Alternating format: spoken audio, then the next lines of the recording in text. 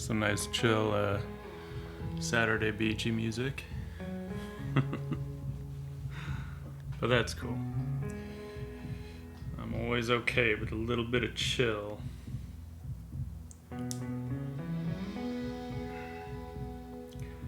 Let's see if we can open this without it fucking going everywhere. How about that? Oh, we did it! Yay! Cool. Alright. Alright.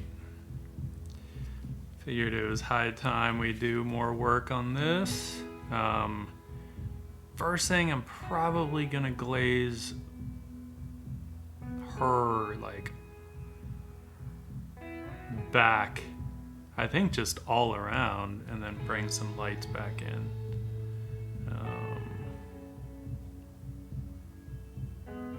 And we'll see where that gets us. Because I got no idea. Let's see. The right brush for this stuff. That could work. That could work.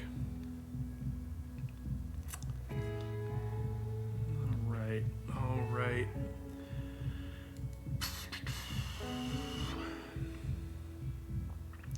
Big question is, what kind of glaze?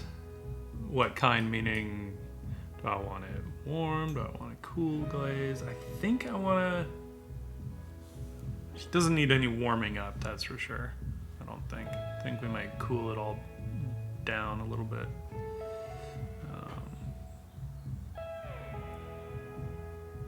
So...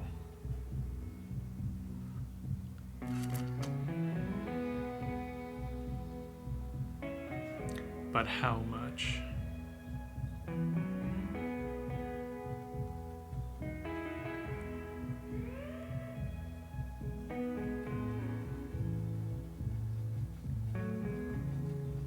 Feel like a little Payne's Gray and permanent alizarin will get us there.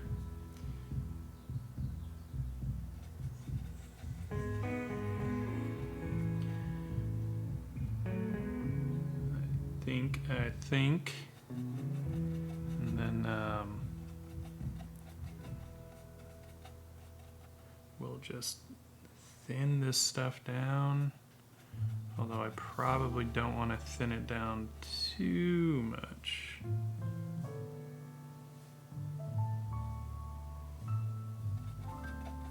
Shit. It's a little too much. Not thinning, I thought, hey, let's add some transparent red iron oxide, and I put too much in there. It went too warm. So we gotta... Damn it. I basically had a really good glaze before. Yeah, we can always get there again. Don't fuck it up this time. All right. Let's just see what this is. That's probably a little too heavy, but that's okay too. I can always kind of scumble it in a little bit, right?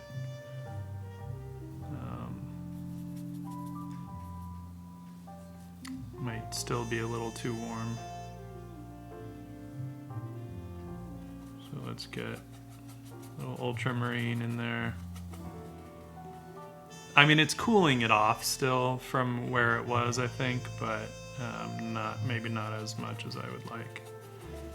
So.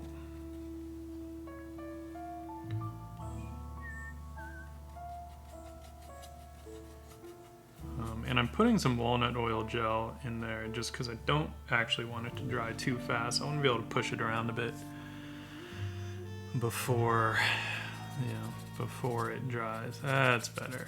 A little cooler there. But let's thin this out a little bit more. Okay, so, I mean, we say glazing, with oil paint. It's essentially a wash. if you're used to inks or watercolor, right? It's the same kind of idea. And I basically, I just want to darken her down overall, right? I want a pretty good contrast between her and the silver that's there. So that's why I'm doing this. Knocking the whole thing back. And then I can bring the lights back up. I haven't addressed the fact that she looks really sad, but it's a pretty easy solve. It's mostly in there, right? It was that brow was going up a little too much, and even just doing that, you know, I mean, not that exactly, but kicking down that contrast on those highlights helps. But I'm gonna glaze her whole face back anyway, so whatever.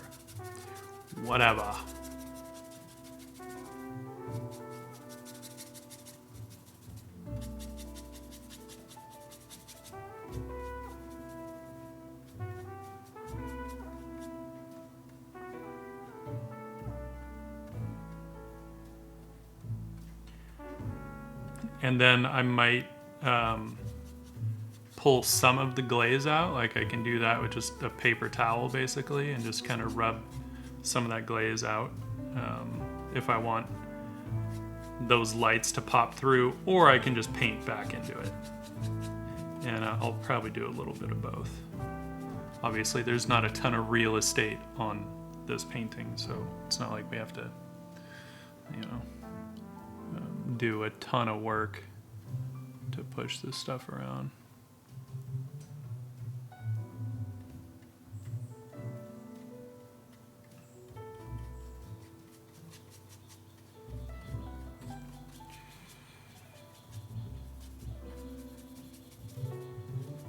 Alright, this music's a little too chill right now. Let's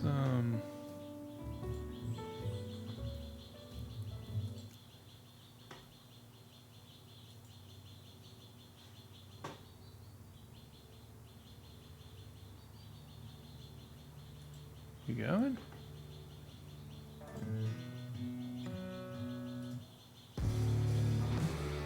Ooh, it's a little hard, but okay. We'll run with it, why not?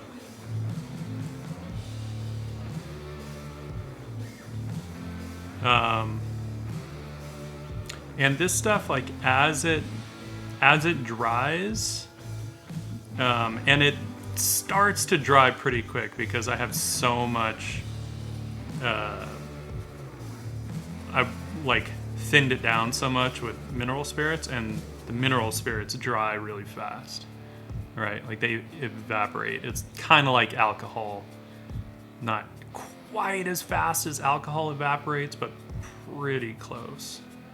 And then as it dries a bit more, I can get it smoother, or I can bring in a paper towel, which maybe will do that. You can do a paper towel, or you can do a cotton rag if you have that. I don't have a cotton rag handy, so we'll just use a paper towel. Why not? Shop towel, because they're nice and robust, right? Oh, birds going nuts out there. So I'll just get some on my paper towel here, right?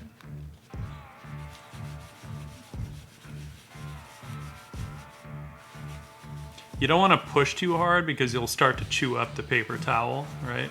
That's often why, you know, a cotton rag or something works a little better, because you're not going to really chew it up on the linen. But a paper towel you can if you push too hard. But if you go light, then, you know, it does the trick, and we don't end up with a bunch of texture, right? Paint texture.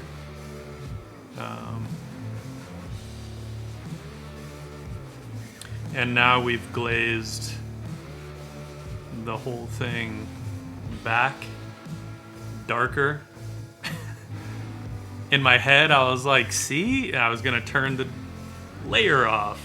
Clearly, I've been doing a little too much digital. Because I can't turn the layer off. I can't take it back. I could wash all that out right now, since it's not dry, but we don't need to. Because I wanted to darken it.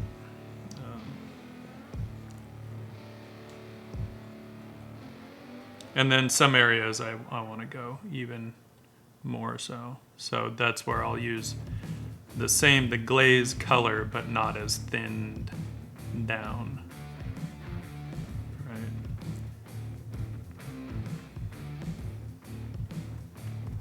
And this is why, to glaze, you have to let the painting dry, right? And you have to let it dry pretty thoroughly, or else you will start to pick up any paint that isn't completely dry.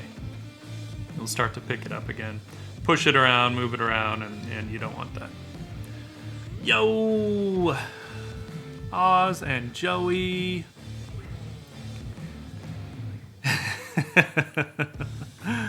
Glazing, yeah. So that's at least where we're starting, is with some glazes, and then I'm gonna get into some more opaque painting. It doesn't need a lot more work, though it's also not the type of work that necessarily goes super fast, right? It's stuff that's a bit more subtle, some softer rendering and things. So while it doesn't need a ton done to it, it might take a little longer to do that stuff. So I want like a healthy separation between her and the silver, Now you guys are seeing it with the silver catching the light quite a bit, so there is quite a bit of a separation there. But if you look at it and it's not totally catching light, there's still like a bit more, can be a bit more similarity than I want. So, yo, Forever Zero Dragon, hello and thank you. Thank you. And then these outer edges I actually don't want to be lighter. I want them to be darker. And I will probably need to get some opaque paint to kind of paint onto that silver a bit to really like soften and control the edges, right? The transparent paint just like disappears on top of that silver.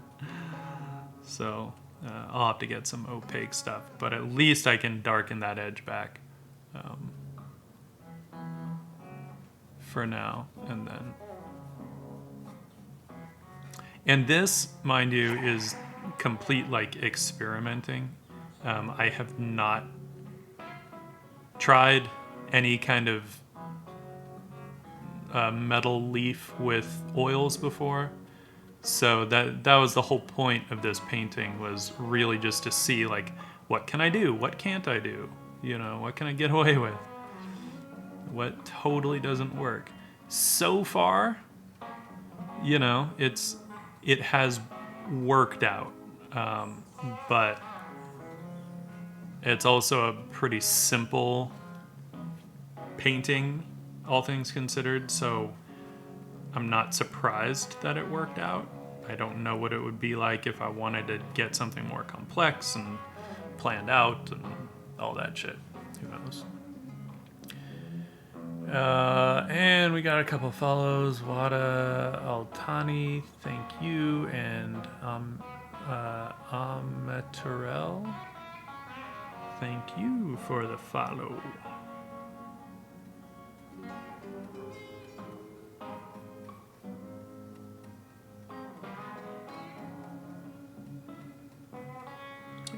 And some of these shadows are also gonna kind of end up a little more like ambient occlusion, like some occlusion shadows, softer, because I don't want her with like a hard, direct light source, right?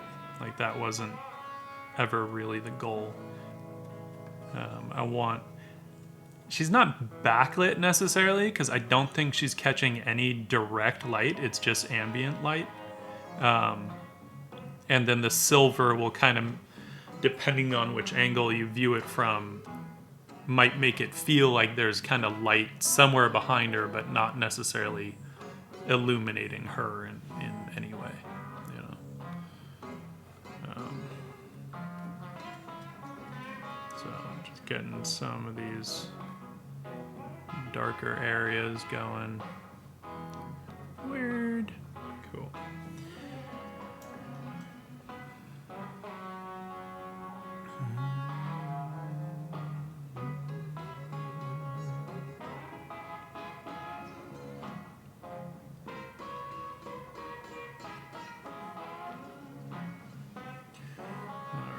Let's do... I mean, we will get some, like, I'll get more light up here a bit, and then probably get less as we go down, right? Although on the tops of the shoulders, we might get more. But the other side with this particular step is I will need to kind of color match as I want to, you know, address these edges. Like that edge is pretty messy, and you know, that's fine. Color matching is fine, not a big deal. We can start just by adding some white to our glaze color there.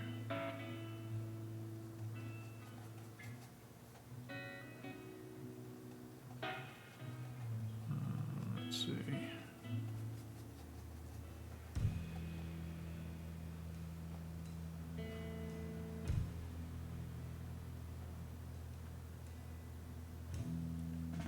Pretty close. And some of it, so, you know, there are different ways to approach oil painting, obviously. I mean, as with anything. Some people get really concerned with, like, insane color matching, right? And for certain looks, you know, all depends on your goals. Sometimes you have to do that, right? What's his name? Mark Trujillo, I think? Is it Mark? Mark Trujillo? Is that right? Trujillo.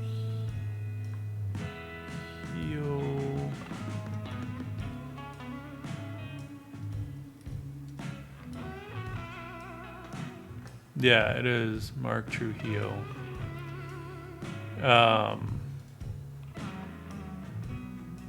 Here, I'll show you one of his pieces, if I can find a good one. This one's pretty cool.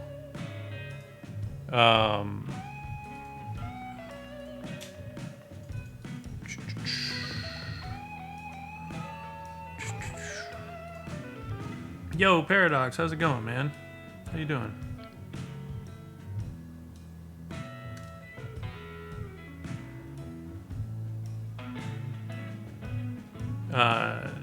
This guy, Mark Trujillo, he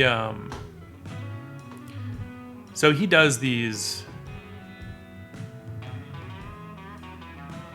crazy, I mean, these scenes, a lot of them like tend to be more kind of, you know, middle America and this weird sort of like almost desolate feeling. Here's a good example. Good example. There we go. Hush puppies and cheesecake. Yeah, I'd be fighting off a nap after that too. So this guy, Mark, now he takes his own reference photos, and then, he'll kind of, as far as I know, it won't be one for one in that he'll sometimes take buildings out and stuff like that. I think, if I remember correct, I've talked to him on a couple occasions, but he said he will literally take 2 hours, if that's what it takes, to match a color, right? Because obviously a painting like that, you're talking about multiple sittings. And he wants his colors to match perfectly, right? So if he's coming into it on a new sitting, he will spend a long fucking time mixing. I don't get that precise with my stuff, Now I tend to have a lot of color play in my work, so it's not as big of a deal. But man, I don't know how he does that. I wouldn't have the patience. I'd go fucking insane. And then you have people like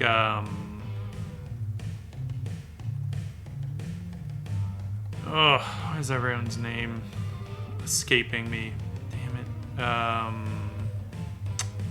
Shit. It's right there. It's right there. I'm gonna have to look it up.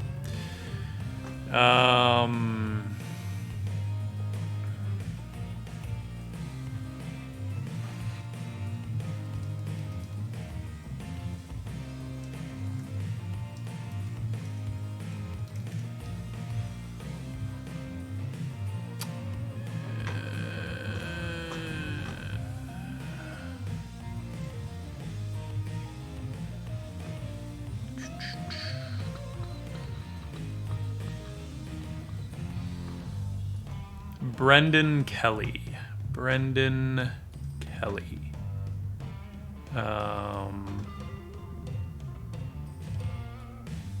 But I gotta show you guys this. Hang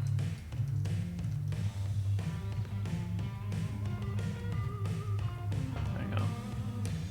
Now let's see if we can we get a large one? There's gotta be a large one. Yeah. Oh, this painting. Fucking amazing.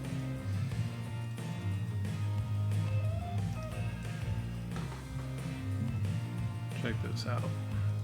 This is a painting Brendan Kelly did of Sir General Mike Jackson. That painting just fucking blows my mind. But Brendan Kelly, now he doesn't always do this, but on a lot of his paintings, his are planned out enough that he actually pre-mixes. He will pre-mix all his colors. He will create, like if you work in Procreate at all, how you can create your swatch templates. He'll do that with oils. He will pre-mix the colors, create swatches of them, and save those so that, and he'll pre-mix a bunch of each color, but he saves these little swatches and literally creates his own paint by numbers, right, with the drawing on some of his stuff. The Brendan Kelly one was a little different. He wanted a lot of textural stuff. He wanted it to feel like, he wanted to have the texture of like old army machinery, So I'm getting a bit of light on her shoulder here. And so he, it was a lot of experimenting in that one. But some of his other stuff, I think he has this big one called the Herat Room, I think, which is basically like they'd flown him down to Afghanistan and he was basically painting all the you know, the whole like war council or whatever, all the higher ups, and he did this really cool painting of all of them. But that one, he literally like planned out the whole thing and pre-mixed all the colors, and I'm just like, dude, never, I could never.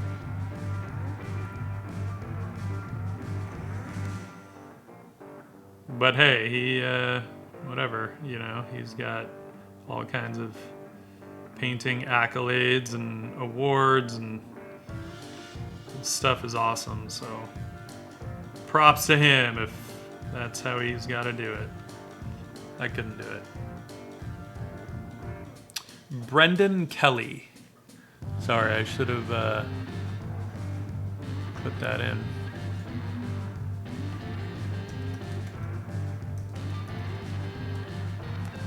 Brendan Kelly. He's a British-based artist.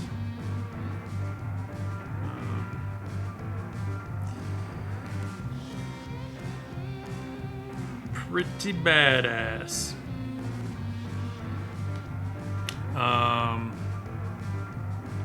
So I've got this stuff. This stuff is pretty cool in there.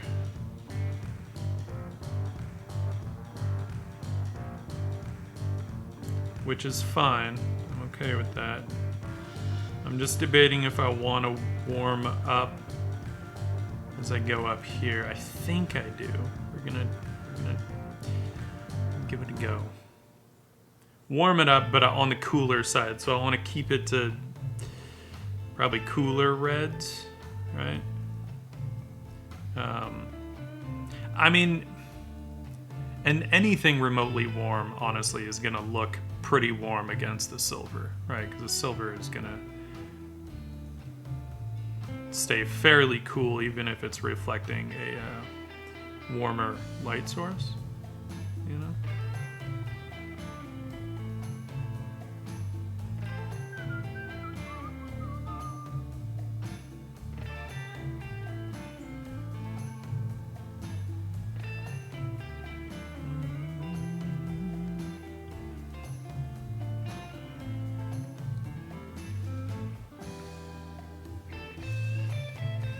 Yeah, I think on his website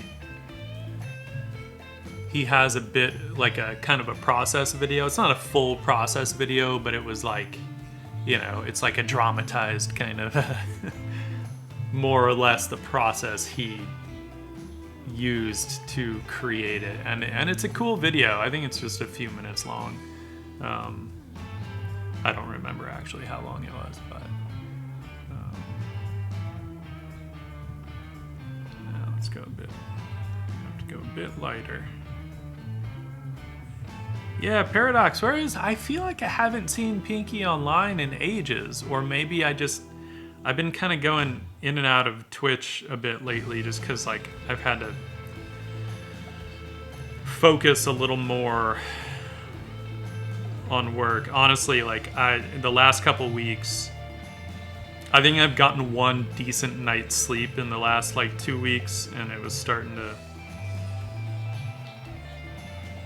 take a toll, but I slept pretty well last night, so I feel pretty good.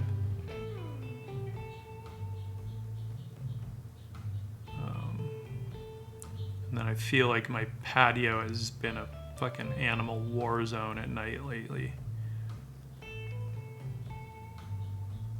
Like, I've had a couple of dead sparrows, and then I'd see like tufts of feathers where others clearly didn't make it.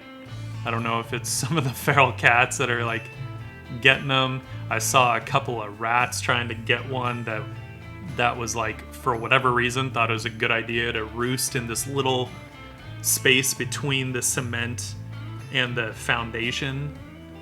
I'm like, why? You're a bird. Like, go up high, dude. Weird.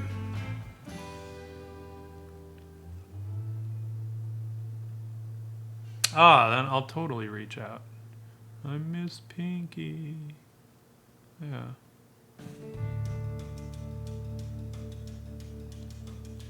Yeah, I was just thinking about her the other day. Wondering where my art supply homie is.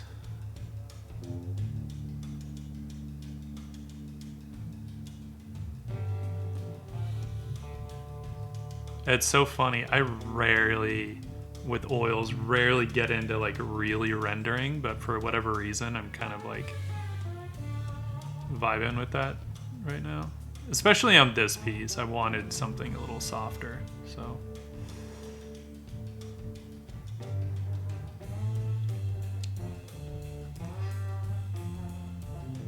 And part of the strength of oils is that ability to layer and go back and forth, have some rendered areas, have some that are a little looser, and then you can always render and loosen it up afterward if you want to, right?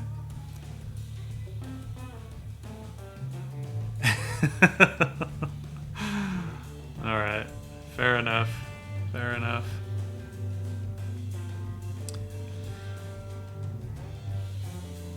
I'm kind of digging that cool vibe. So here's the thing: when you have white in there and you go transparent with it, especially with titanium white, it will tend to cool off anything underneath. You can see the kind of blues that are coming out there, right? And that's just because of that titanium white going transparent over the top. But I'm digging that. I'm like, that's cool. I gotta say, that's pretty cool. I can always bring a little more heat into this area if I want to, and I don't know if I do or not, but I'm digging it. I'm digging it.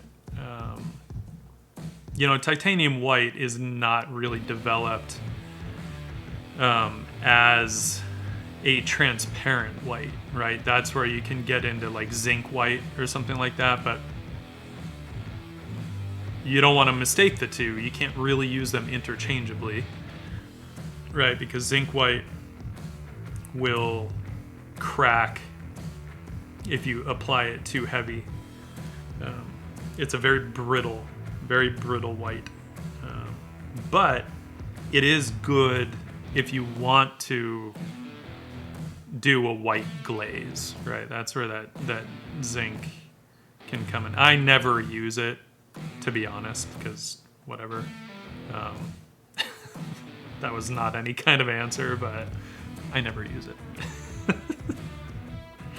Because I think also, I want to say zinc white can have the tendency to yellow quite a bit, which is why a lot of people don't use it. Or if they do, they use it very sparingly, like mixed in with another color. So Maddie Creates, what's up? How you doing? Thank you. Yeah, values, man. I mean, I will say values were always one of my strong points, but only up to a certain degree, right? And then as soon as I was introducing colors into the mix, everything would just fucking get destroyed and just go out the door. And so I had to kind of learn to play with color, and I actually started doing that by essentially just throwing any idea of local or accurate colors completely out the window. Literally just mixing whatever the fuck colors I wanted together next to each other. Skin would be blue, yellow, and magenta with some fucking hot red. And all I did was focus on nailing the values, right? Because I knew that, okay, if I can do that, then the colors don't matter, right? And that kind of, I think, got me more comfortable with color when I kind of moved away from, like, making myself a slave to them. But then, once I got a handle on that, then I had to really push to fine-tune my value control, right? And I really had to find... I don't know if it was fine, if find is the right word. I had to trick myself into believing that fine-tune value control was fun. Because at first I was like, oh my god, am I really gonna sit here and nudge back and forth like between 3% shifts, you know, of value? Oh, too light, too dark, too light, too dark, too light, too dark, you know, and it's like you barely. And so I had to like literally lie to myself and say, no, this is fun. And then after a while, you know what? It actually did become fun. So, but all that is to say, it didn't necessarily come easy. It was a lot of studying other artists that also had, you know, that had amazing value control, which is, I mean, any awesome painters do, really, right? That's most of what makes their stuff so good.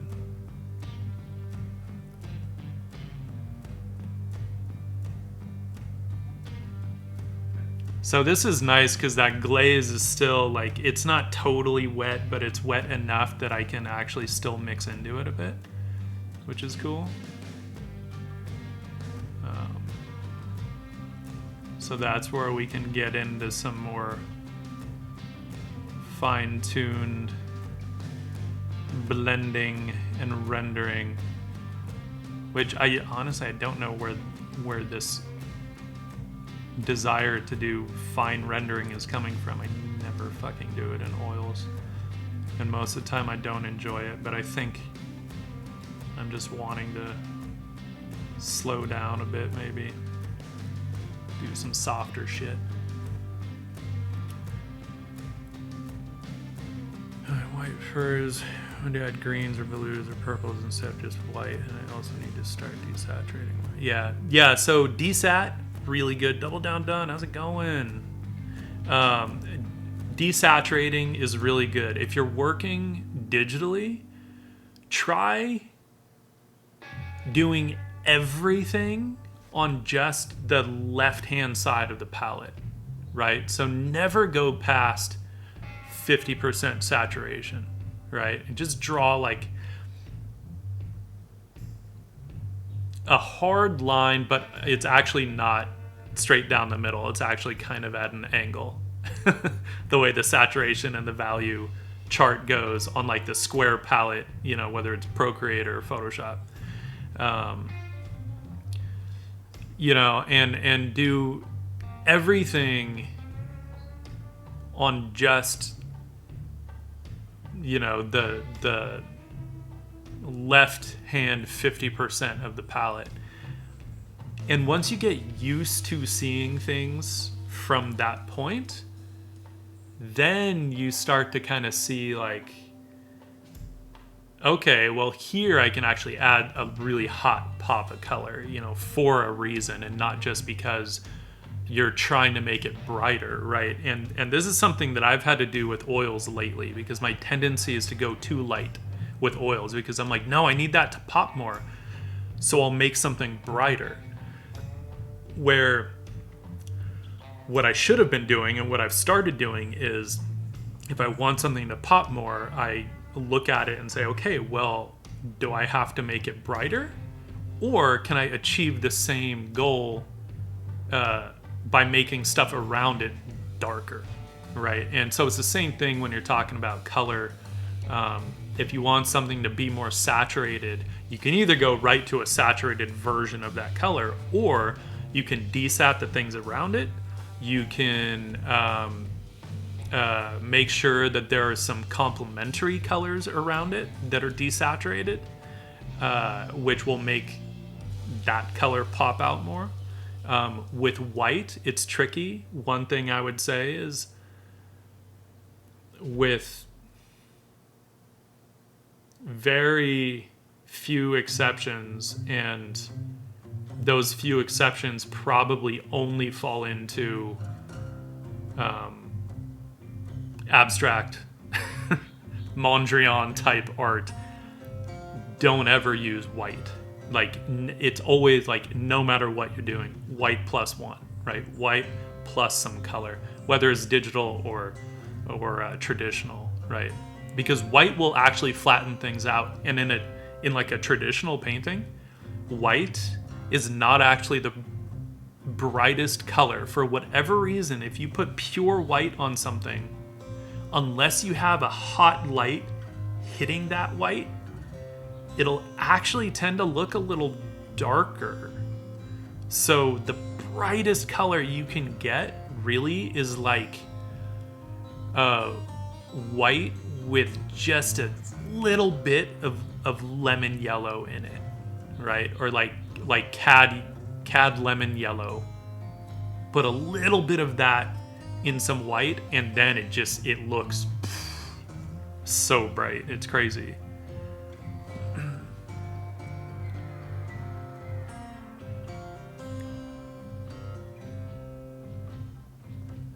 Yeah, so that's the other thing, right? Is playing with temperature.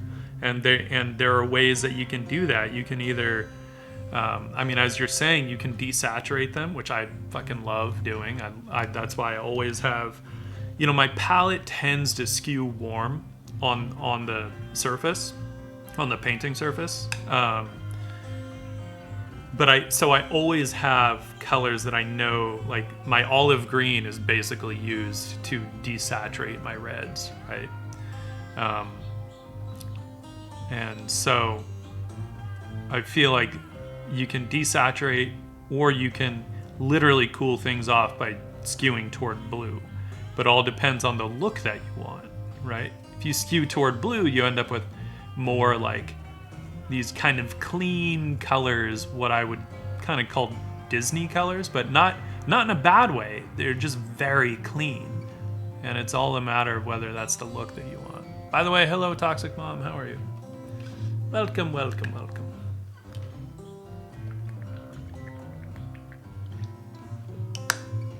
Yeah, that Windsor Newton olive green is awesome. You can also get,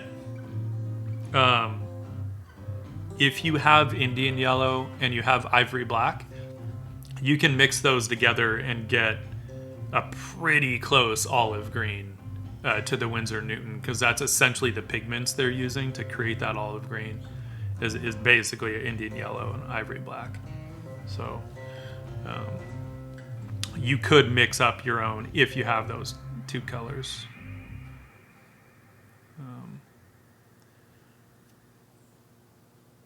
So I don't want to lose the warmth that was in her cheek, so I'm probably gonna, but I don't know, that might be something that I do later on too. I think I'm gonna focus a little more on values, and this is something I'll do often. I'll kind of go back in and just do whatever I need to do to fine-tune the values, and then I'll come back in later.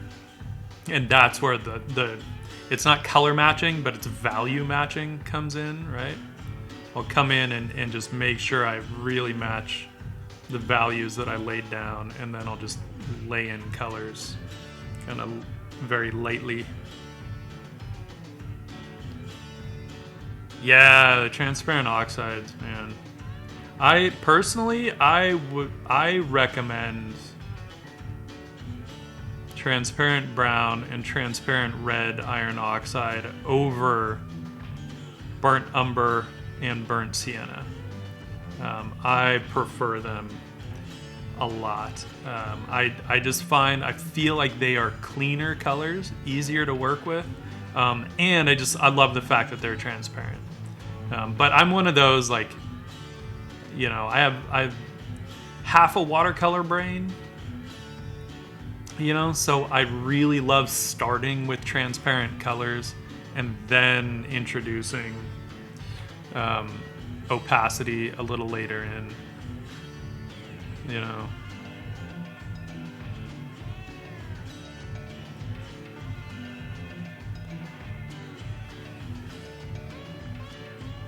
Yeah, oh my god, I used to use so much umber.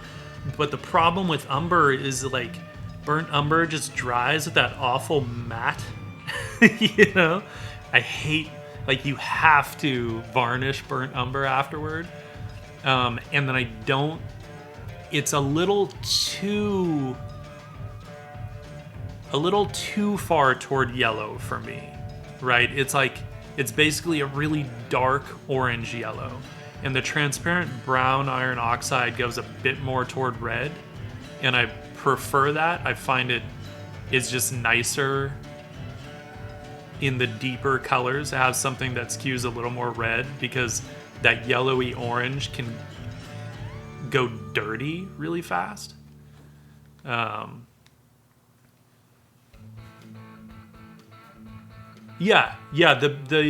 transparent brown iron oxide neutralizes with ultramarine pretty well. It's not going to be as perfect as mixing with burnt umber, because that's exactly what I would use burnt umber for. Burnt umber and ultramarine were like two anchors on my palette for a long time.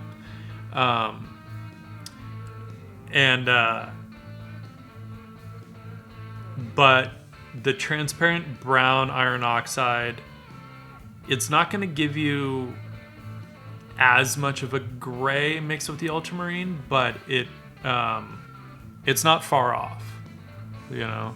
But you can also use the transparent red iron oxide and olive green to achieve, you know, a pretty similar effect. So, yeah, that's the anchors in my palette kind of shifted, I think, from that ultramarine and umber to olive green and transparent red iron oxide, which I tend to have on my palette more now than the transparent brown. It kind of depends on what I'm doing.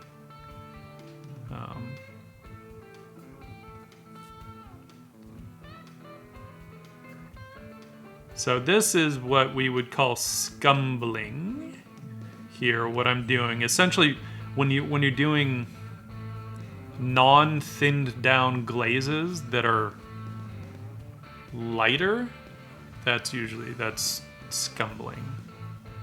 Or at least non-thinned down glazes. I mean, it's glazing and scumbling, right? Usually glazing goes darker, scumbling goes lighter, is the deal. It can be thinned down. You can scumble with a thinned down one. It's just when you go lighter, it's scumbling.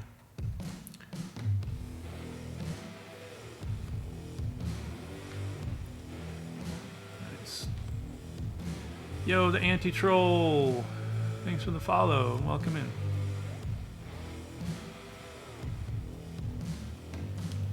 Ah, thank you. I appreciate that. Happy Saturday, my friend.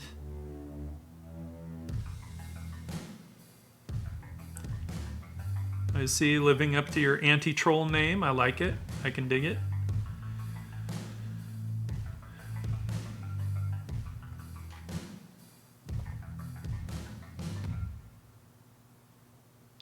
So I'm not sure how much lighter I necessarily want to go in some of these areas. I don't want to go too much lighter. You know, I want to really contain those values a lot. You know what I just thought of? Hang on 1 second, if you'll bear with me. I want to see if I have... I know I've got this old painting somewhere, and I don't know where, but I'm just going to check real quick. If I can't find it, oh well. I'll be right back.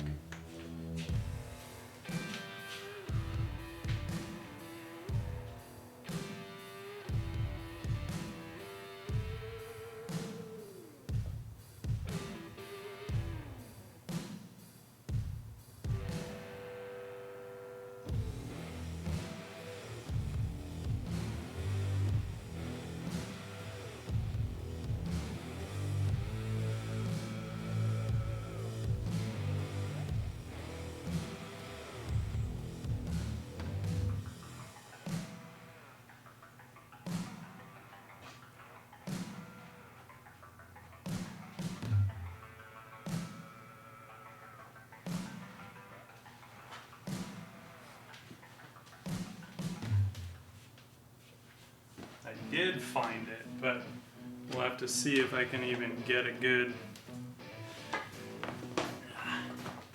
So I didn't like the whole painting, I just liked this one part of it.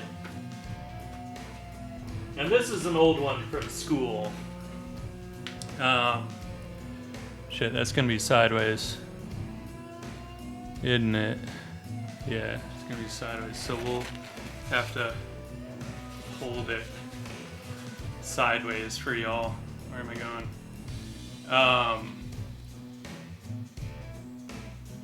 But that's a good example of, like, where am I? I'm trying to figure this out there.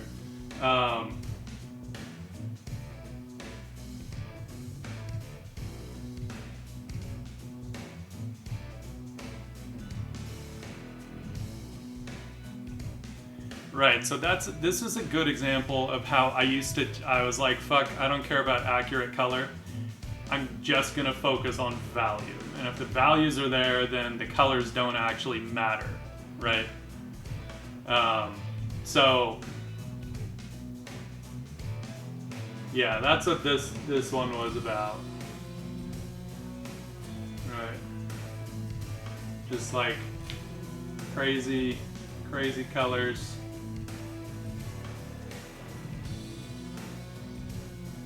So, yeah. So I didn't like the whole painting. I just liked this part. So I cut it out. I was like, I'll save it.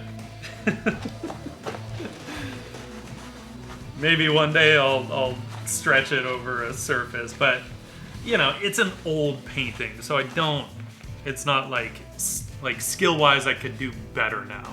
But there's a lot of heavy-handed aspects about it. But, you know, I still wanted to keep it.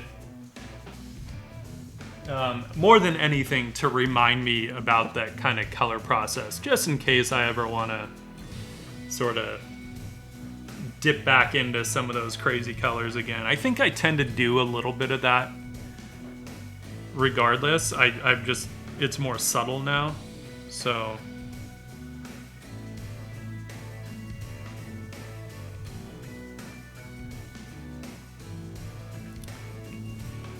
Toxic Mom, what problem do we have here?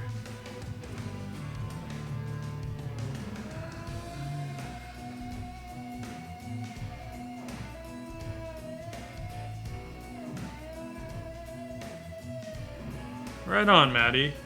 Thank you. Yeah, so that used to be my jam. That was like my go-to, is a Triadic Harmony, right? That basically...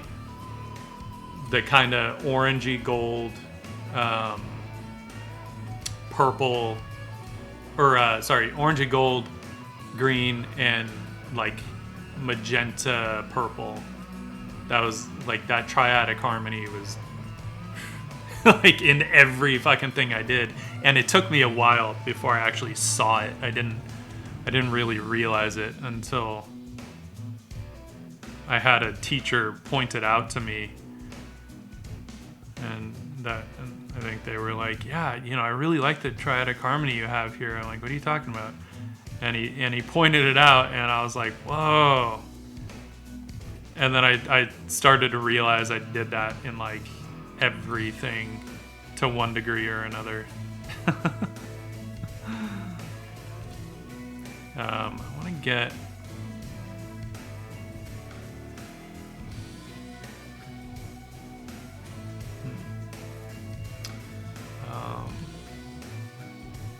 Alright, we're gonna need... This is probably where some more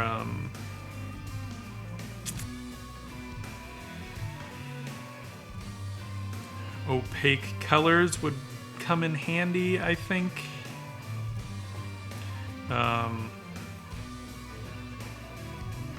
You know, wanting to cover up some of that silver gets a little tricky when I'm dealing mostly with transparent colors, but we got it. Get just enough white in there And I didn't, obviously some of the silver got away from me. I didn't mean to have it stick. But you know what? Stuff is sensitive and it will stick anywhere there's a little bit of like tack. It'll stick. Whether you want it to or not.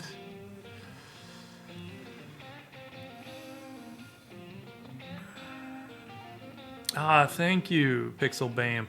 I appreciate that. Hello, Lana the Great. Yeah, we're finally getting back to some oils. I just realized that I'm racking up a few too many unfinished pieces.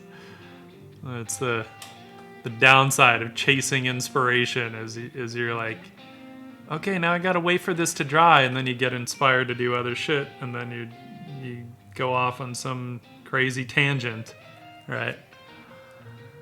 And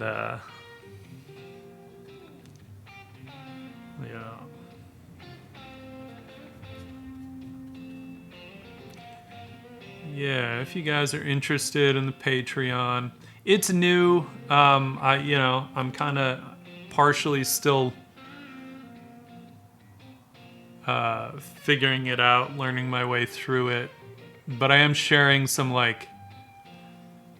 anyone who's familiar with my Instagram, is probably familiar with the little process videos that I've put up there. And so I have longer versions, 15, 20 minutes usually. That I'll share. Some exclusive, some high-res stuff. Whether it's scans or PSDs, I'll share PSDs if I have those to share, which is fun. I like sharing the PSDs. It's just kind of, it's like a little different and gives people maybe a little different kind of insight, understanding if people like PSDs.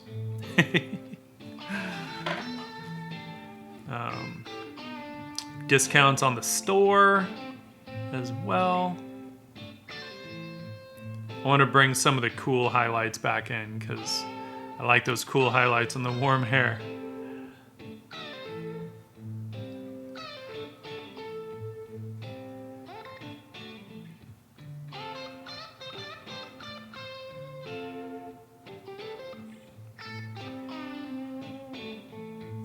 And sometimes it's just nudging things over, right? It's not always changing the value. Sometimes it's just nudging a color a little bit.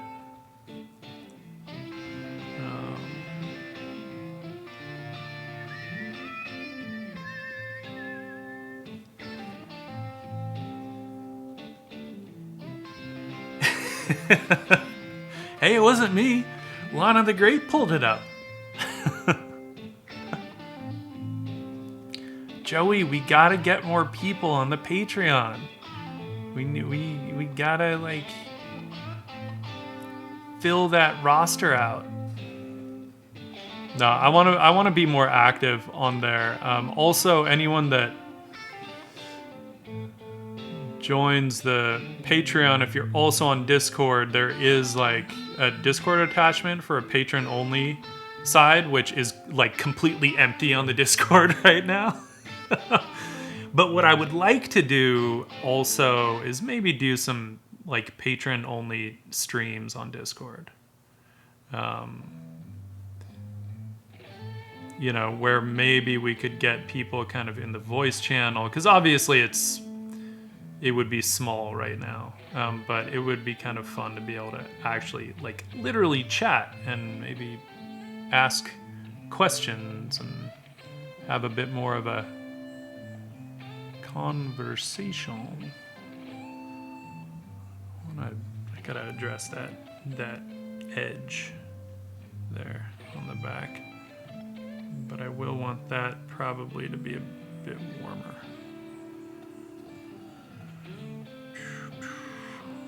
Oh, too much white. Too much.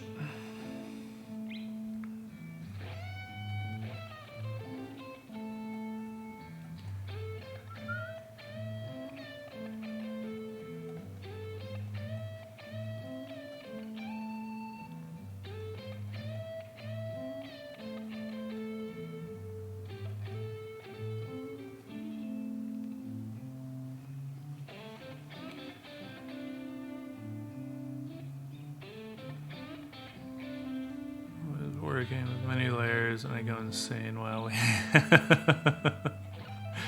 yeah, I have to say the slow dry aspect takes some getting used to. I think I started more doing acrylics, you know, because they dry really fast. But, you know, part of it is also that, I mean, when I would do oil paintings, even early on, I was impatient, right? I would literally do an alla prima piece, whatever I could do in one sitting, and that was the painting. Occasionally I'd come in with another sitting, but it never went beyond like 2 sittings, like ever. Unless I was forced to do it for class, and then I felt like half the time I was just repainting parts of the piece over and over and over, and I'm like, what the fuck am I doing? What's the point of this? I don't get it. It's such a waste of time.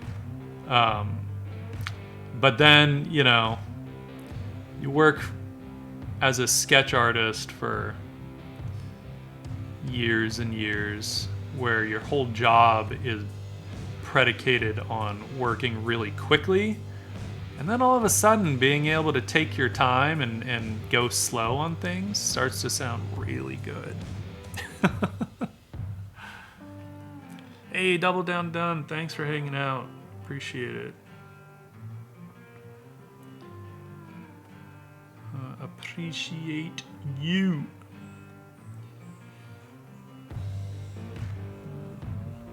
Get some. Getting a weird glare on. It's the only problem when you have multiple lights is you can't always tell where the hell the light is coming from.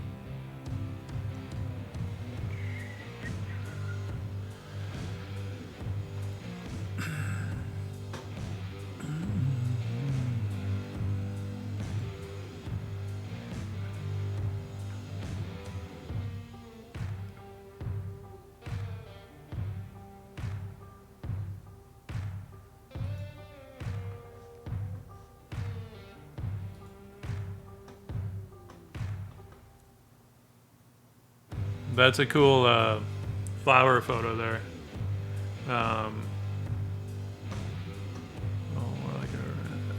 What are you asking? I plan on painting it oils for real botanical piece on square canvas. I want that heaviness feeling with that huge pop of color. Down a bit, but was wondering if you think a solid black background looks good, or if you would go with a dark green texture background. Just not sure if solid black is right.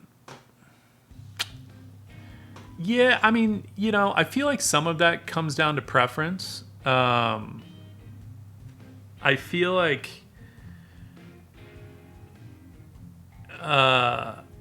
with similar to white, right? I rarely feel that solid black is a good solution.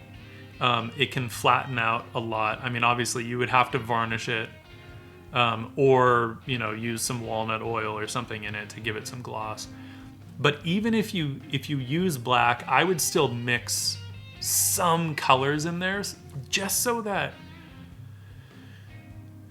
it'll give it some really subtle depth, right? And you can get more impressionistic. You can have some warm blacks, some cool blacks, right? So like, let's just say if you were to start with ivory black or whatever. I don't have black on my palette ever. The closest I get is Payne's gray, which is not black. But if I was gonna have black, I would still mix a color into it, right? I would mix either ultramarine or alizarin crimson or olive green or all of them, you know, and you can actually get some impressionistic colors in there that you wouldn't see unless you have a bright enough light hitting it, right? But it would give it some depth and some life and not have it be just like flat black, unless you really want a more graphic design kind of vibe and you want it to be just, you know, flat black, which, you know, that's kind of something you would need to decide on. I don't think there's a right or a wrong to that. It's just a matter of what you would prefer, you know?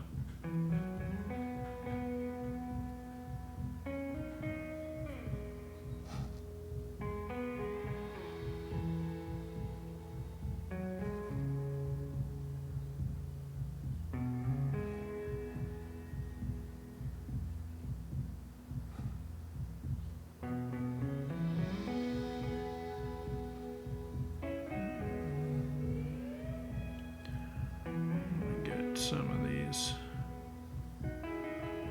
darker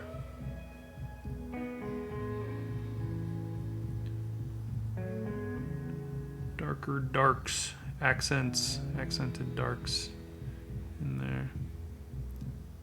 I don't need much, but a little bit.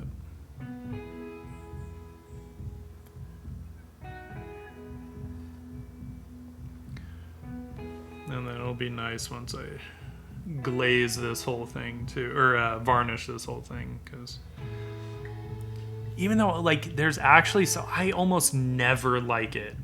In fact, I pretty much never like it when something dries matte with oils. Jay-Z, what's up, dude? How's it going, man? But I have to say, like, even though I don't like it when things dry matte, I'm actually kind of liking the look of the flowers next to that silver.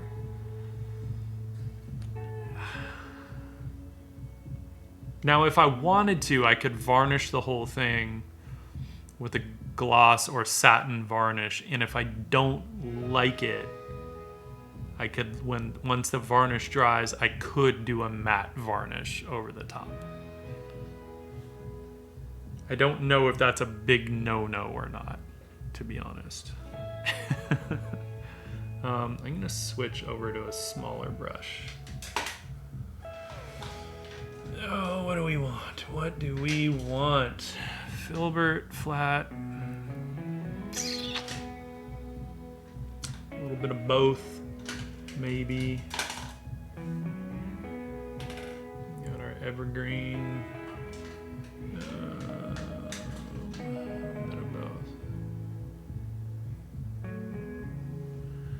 Bit of both, bit of both.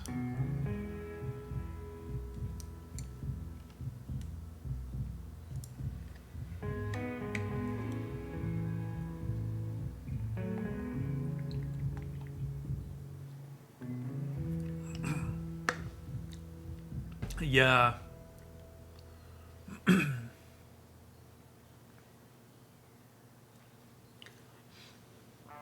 Yeah, so Maddie, you might also try, getting to essentially a black in another way. You can also do it with, like ultramarine blue, alizarin crimson, and olive green or Payne's gray, so that you're creating something that's essentially just very dark, but not actually fully neutralized in color. So there is still color in there. It's just very, very dark, So you could try something like that. I think this one's a little too long. We will go with a flat. We don't want, something like that is good. And then a little guy for. Got to get into those eyes. They're looking kind of really blah on me right now. So we may need to get even smaller for some of that. Sometimes there's no way around it when you've got just a super tiny space, I thought I had a little tiny evergreen, but maybe not. Alright, that's fine. That's fine. We don't need it. Go with this little Legion brush. It's cool. We got this.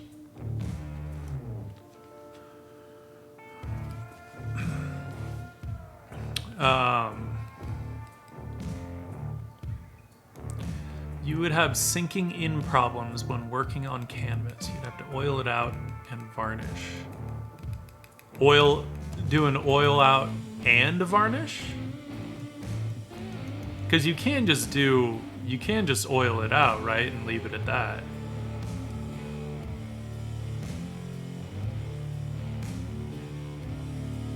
Like instead of varnishing, right?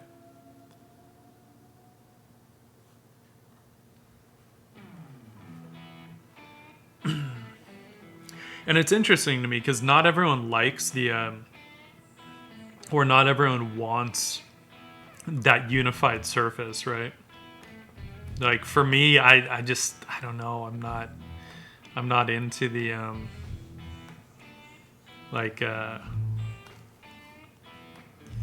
parts matte and parts of it gloss, you know. But some people love that. It's crazy. Like fucking Fetchin loved that shit. And he would create it intentionally down to where the way he would build up the initial painting surface he would have certain things that would always create a very matte look, and then other things that would give him something more glossy. But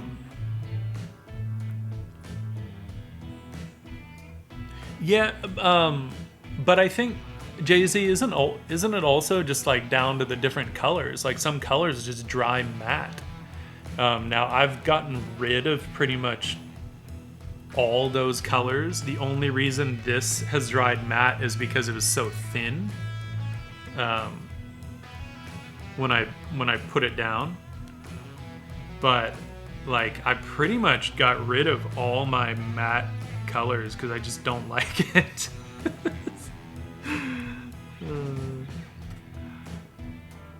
I know some people would be like, "You're crazy, choosing colors just because of their matte qualities." But I didn't like it, and I didn't feel like I needed those colors, so whatever. You know, and I was also trying to just simplify my palette. I just wanted to get rid of stuff. I had too much stuff on my palette. I didn't need it.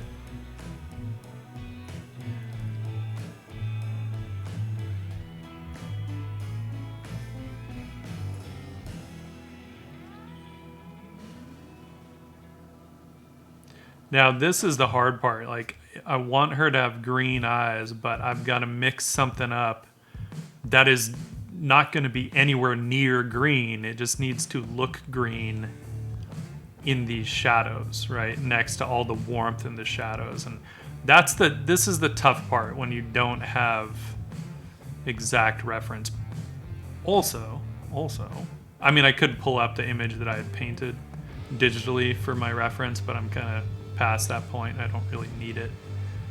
But I also don't need them to be like green. I don't need her eyes to be green. I just really want it to come off as cool colored eyes, and that's easy enough. That's just desatting some shit, right? A little more glazy glaze in some of these spots. So this is where, you know, like I said before, this doesn't need a lot, but the stuff that it needs is like kind of more fine-tuney type shit. Fine-tuney, that's a word.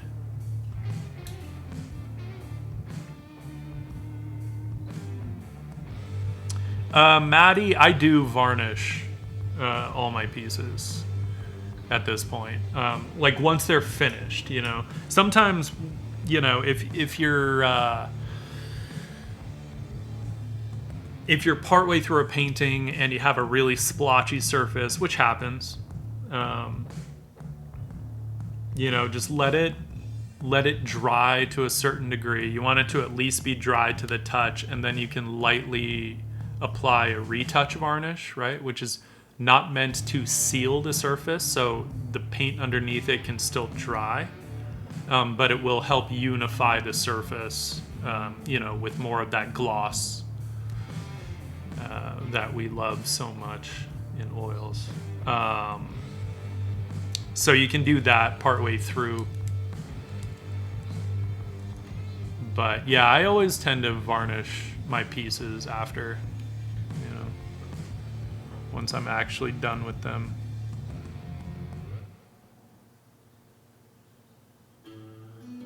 All right. Messy, stressy art girl. Sounds hectic. Thank you for the follow. No stressy. You can be messy all you want, though. I'm not really a messy artist, but whatever.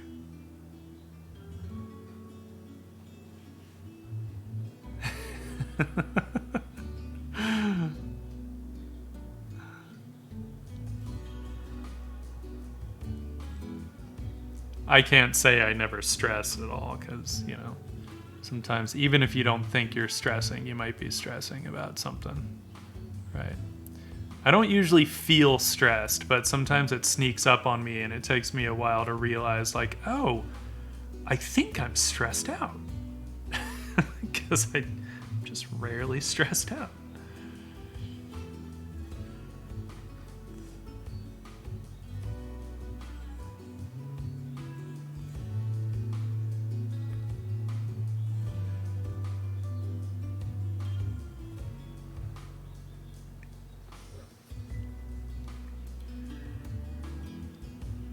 Thank you, thank you.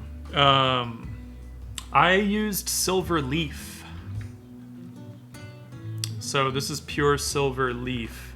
And this is a test piece, because I've never actually mixed like silver leaf or gold leaf or anything with oils. And so it was really just kind of seeing what I can do with it.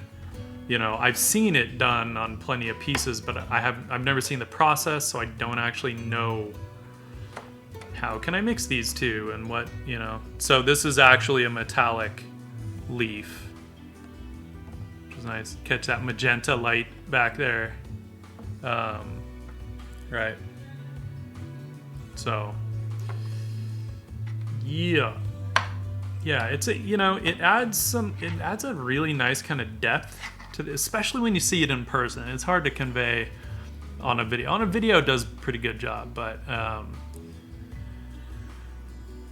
in person, it adds a life to it because of the slight reflection as you move around the painting. You know, that whatever is reflecting in the silver kind of moves and changes, and it adds a nice sort of movement to something that obviously doesn't move, which is pretty fun.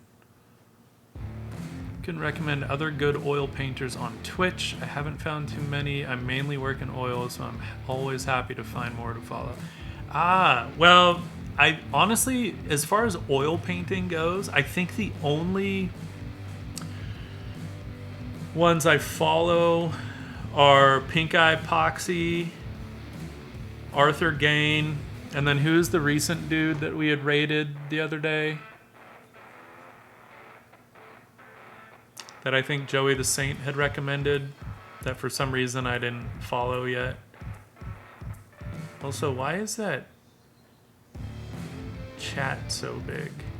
I didn't even realize the chat was doing weird shit in that window. Let's fix that real quick. Let's fix that. Whoa, the chat got huge. Chat, why are you so giant? What happened? Hang on. Hang on.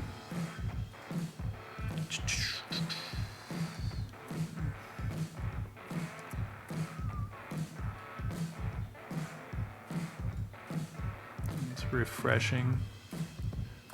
There we go. Yay. Yay.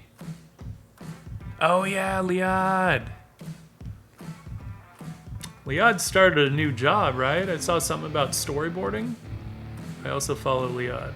Yeah, Grigori Peppo. Pink Eye Epoxy, Liad, Arthur Gain, yeah. Yeah.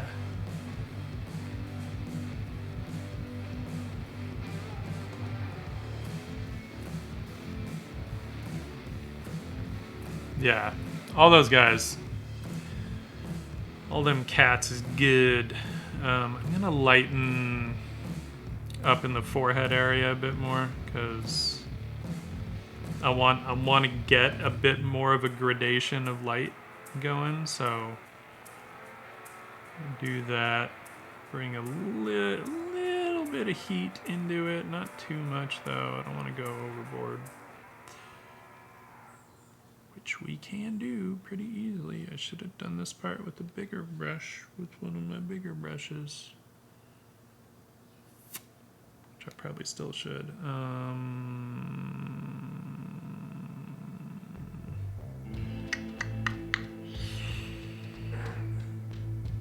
Trying to decide what kind of marks I'm going to want to get.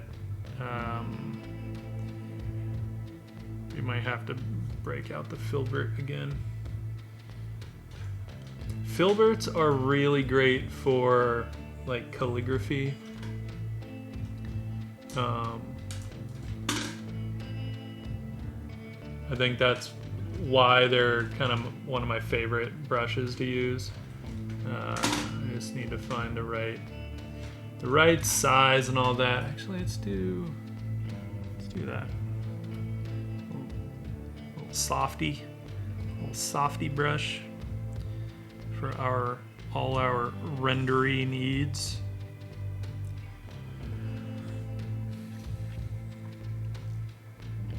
Russell Stewart. I don't know if I...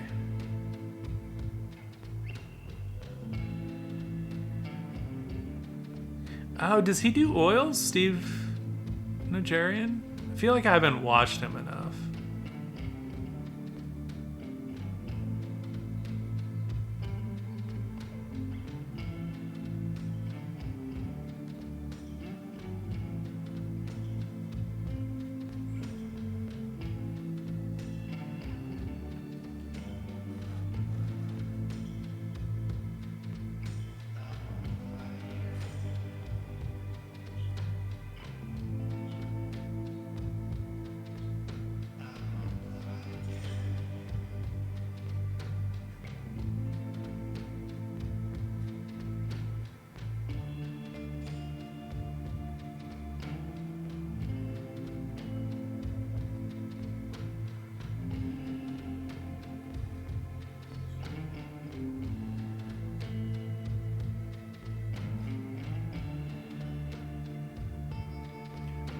Probably bring some other colors into this because I don't want it to flatten out too much and get too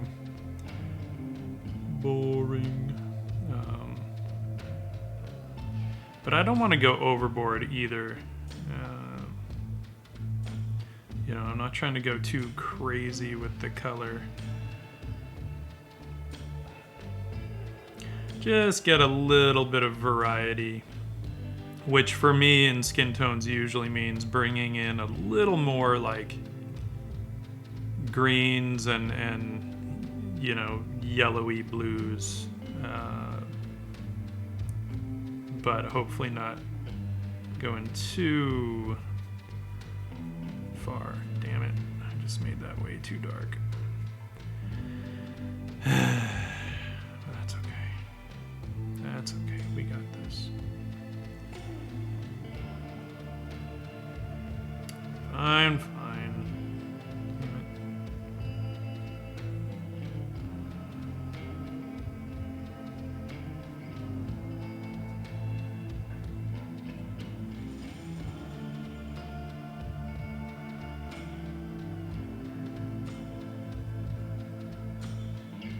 It's hard. One of my manganese is like kind of dry, so I keep dipping my brush and it comes away with like nothing.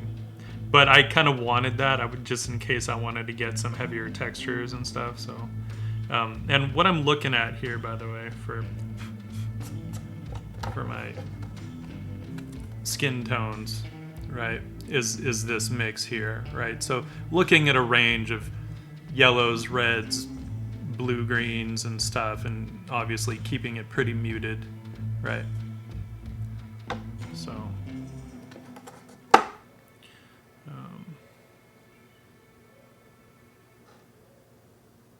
that actually got a little too light. Too light.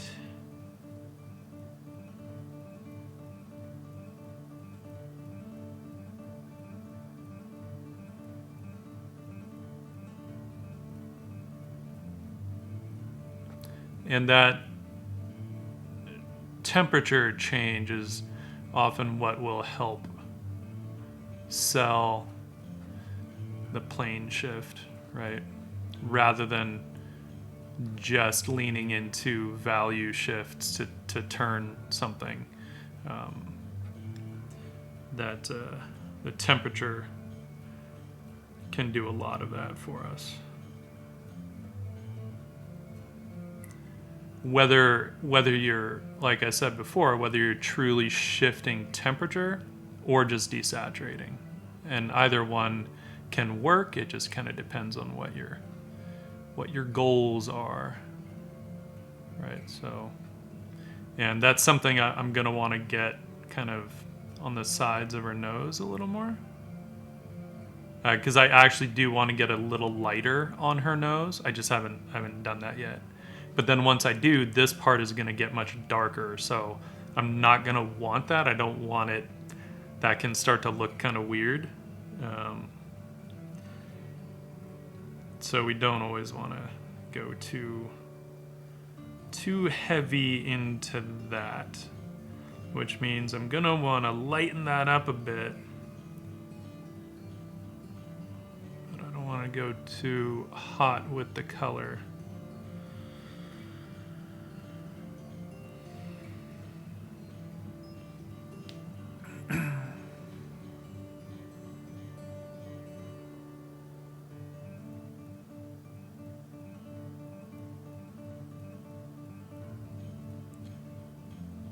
Get that going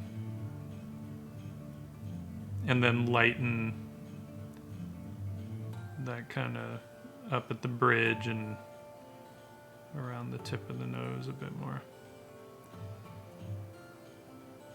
But I actually I'm really liking the cools that are coming out from Scumbling these kind of more opaque colors in.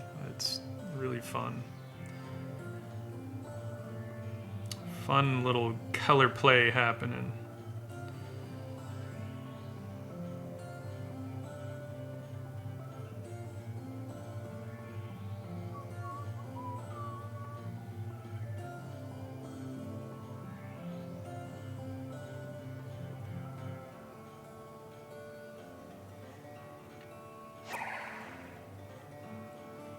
And then, of course, like Soul Stalker, SCO, thanks for the follow.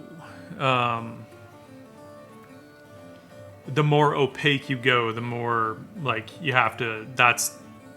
The more you have to get into like truly color matching stuff. Right now, if I were to go opaque, this is way too light, right?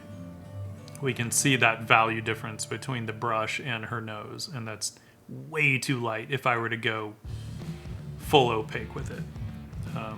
That would be more of like a highlight color, I would say.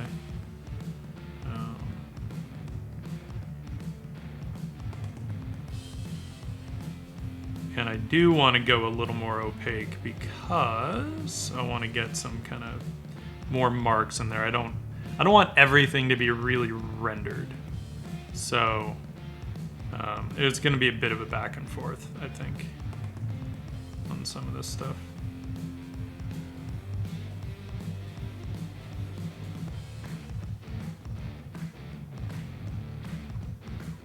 Like, that's a little better, I think. And I'll get some lighter areas, but I don't want to jump right into that.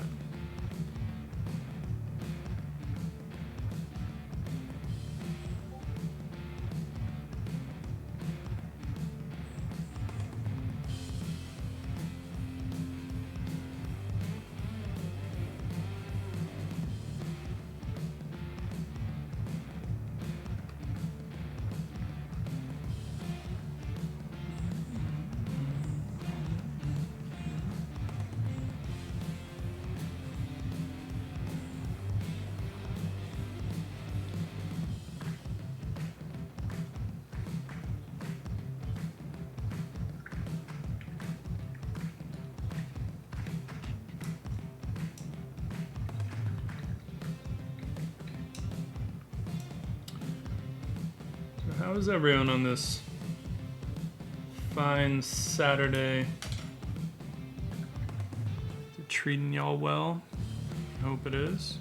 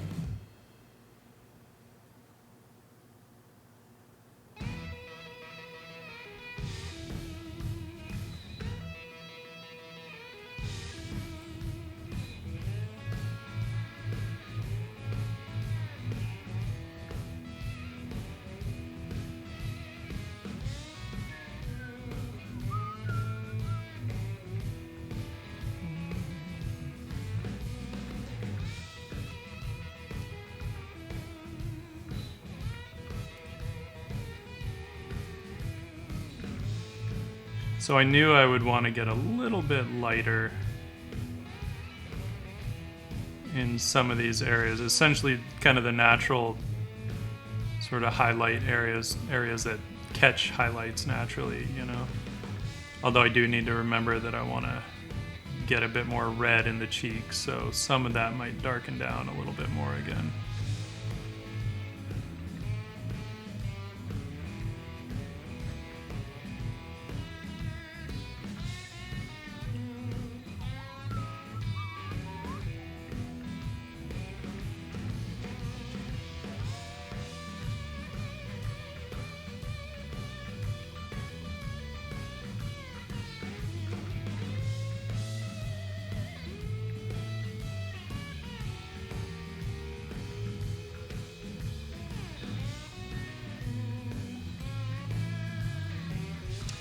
Now these shadows are a little too hard, I think. Not I think, they are too hard. So we gotta soften some of that up a bit. Which will be, you know, especially if we want this to be more kind of ambient light type stuff.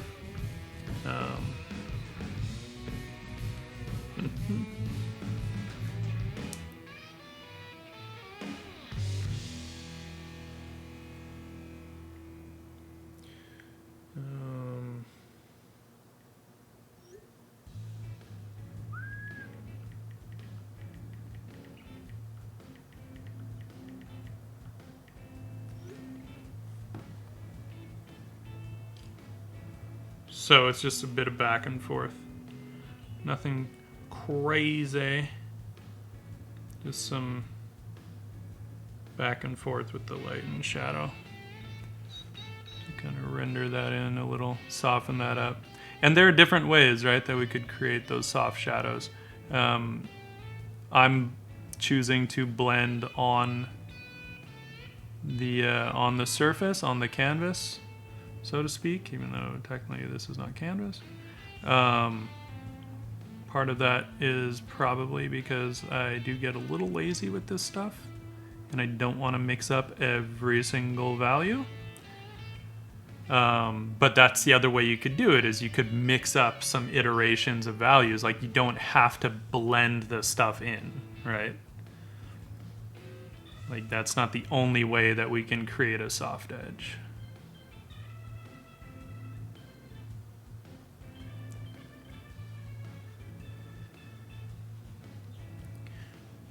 We have options. We have options.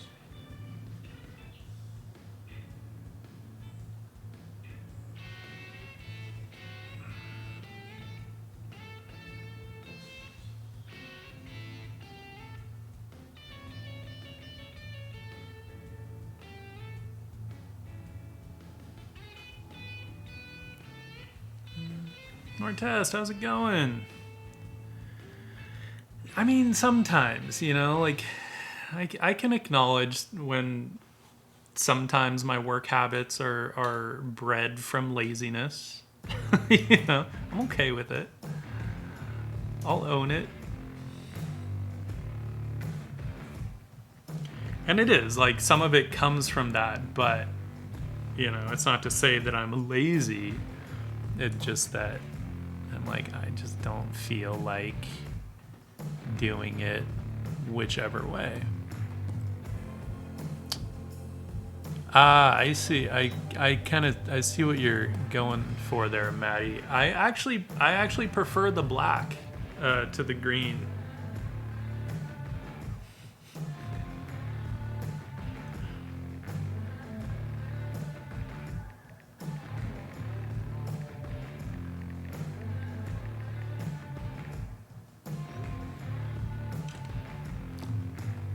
But I think the black should not be a flat black. I think the black should have some very subtle color play in it.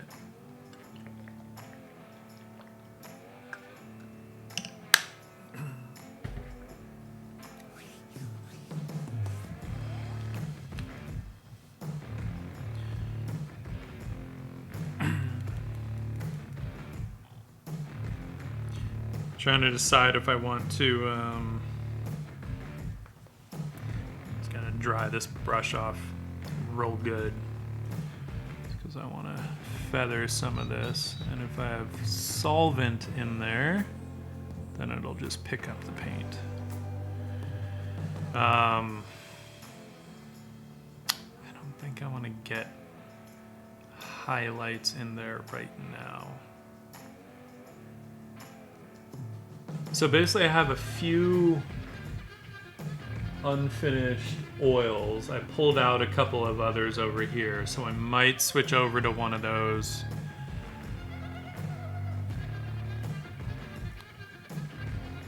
But maybe not quite yet.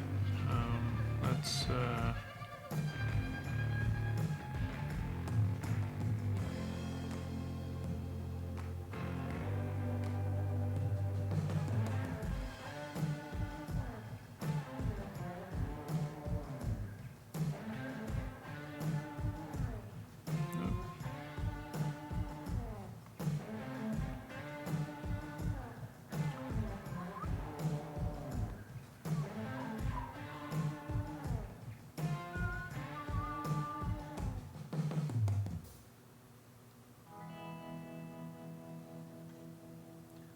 actually like that color on the cheeks. It's kind of nice. That's kind of nice. And maybe just a little cooler. A little cooler red, not quite so dark.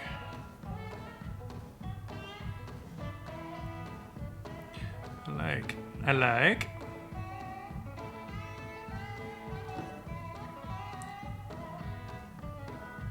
Okay.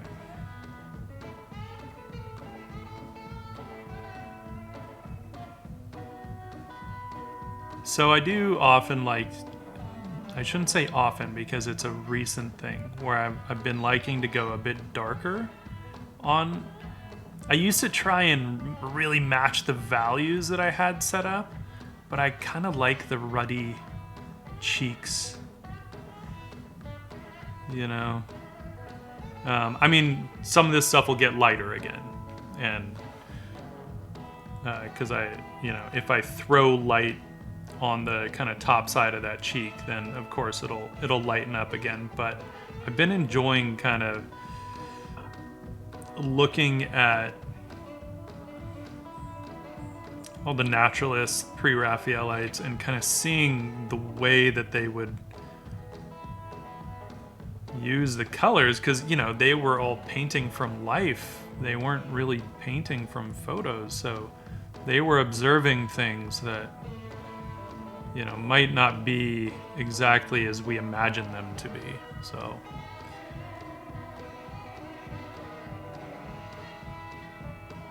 thank you, Soulstalker. I appreciate that. I appreciate that very much. I know it's a pretty broad range. I tend to bounce around a lot. There's the aspect for me that's like very serious about art, you know, and the technique and execution of art. But then there's also that part of me that just loves illustration, and I love fantasy art because I see it as like, I mean, almost a modern mythology in a way, even though it's not based in modern day most of the time, unless we're going urban fantasy, which I don't tend to paint. I'm not opposed to it, but I don't tend to go there, except with my cyber elves, I guess. And it just like, I've always felt the need to mix the two, to mix the aesthetic and the technique that I love so much about fine art, right? And when I say fine art, I don't mean the modern fine art. I mean more traditional fine art, with the mostly coming out of the Baroque era and then into the naturalist, realist movement, with the pre-Raphaelites and all the whatever Russian and Dutch realists and French realists, and then going into like the golden age of illustration in the US, right, with the Brandywine School, between Howard Pyle and Harvey Dunn and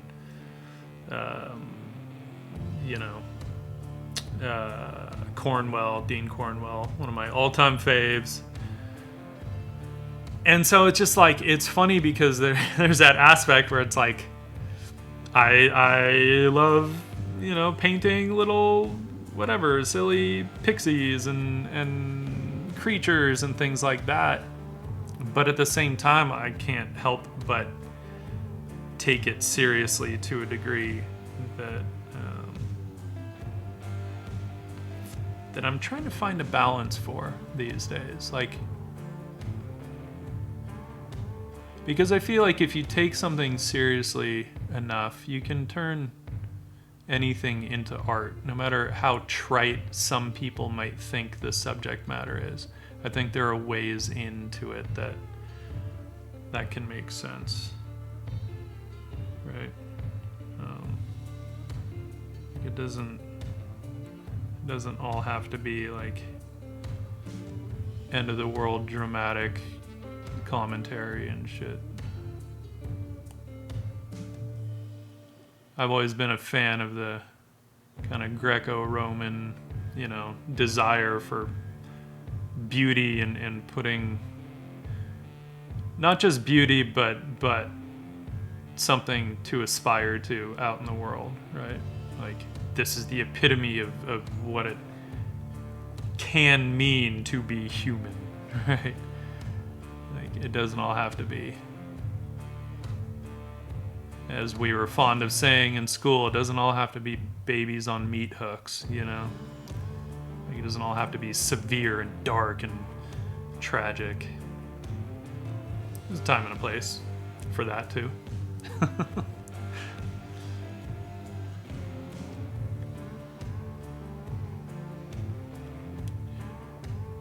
Right, but in the 90s, that's the shit that they just loved. 80s and 90s, that stuff really shifted over and just became like, no, if it's happy, then it's not art. It's like, okay, dude.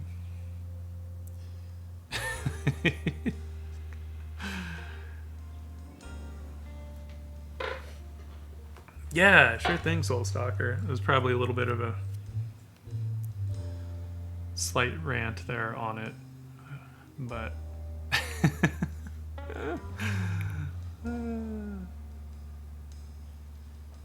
because then the other painting I keep meaning to finish is like, is this one? And it's just a happy little mermaid, stylized, cartoony little mermaid, which I really also still need to finish.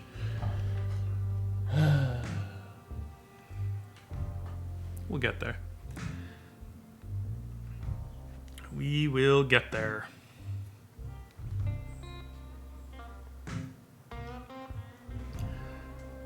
I was going to go to that one next, but I'm like, I don't know. After getting all rendery with this, I don't think that's the right piece to jump into. Because the other one I want to finish, which I think the only sitting I did on it was when we did this on stream, is this one, but I have some correction and the values are not, it got muddy. I was keeping this color palette was,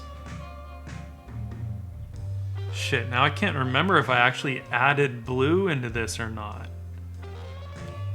Damn it. I think this color palette was just transparent brown and red, iron oxide, titanium white, and olive green.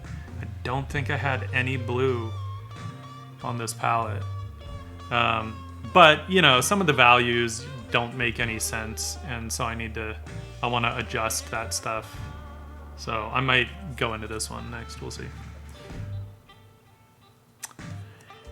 Soulstalker, that's a really good question.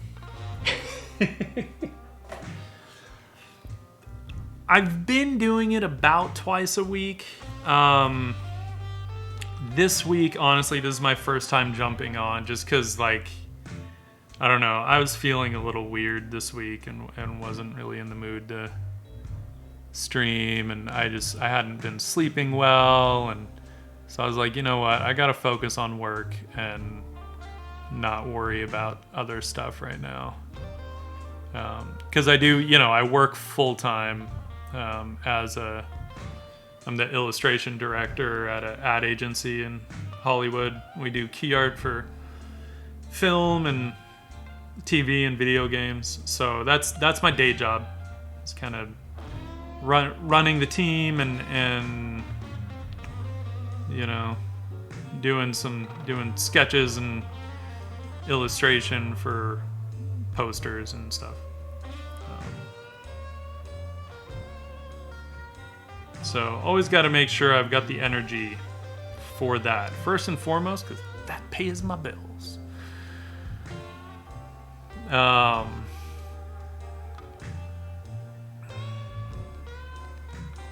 Yeah, messy, stressy. I'm just gonna call you Art Girl, because I don't want to just call you messy, and I don't want to call you messy, stressy, because that might not always be fair. So, Art Girl. I agree. And at the same time, in art school, people also tend to think, if you do essentially what would be deemed a fantasy illustration, they think that it can't possibly have deeper meaning, even though it absolutely can, right?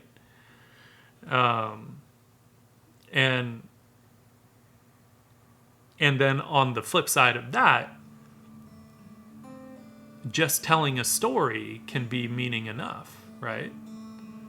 And because I think storytelling and narrative is just extremely important, even in today's society. And I don't think anyone can really dispute that, because look at how popular video games and film and TV are, regardless of the fact that most of them have no worthwhile story, but the ones that do tend to get recognized, and it's that way for a reason, right? Storytelling is so ingrained in us and for me, that's a lot of what fantasy art really fulfills, is that storytelling, that narrative, and that always pushes our imagination, which I think is always a good thing.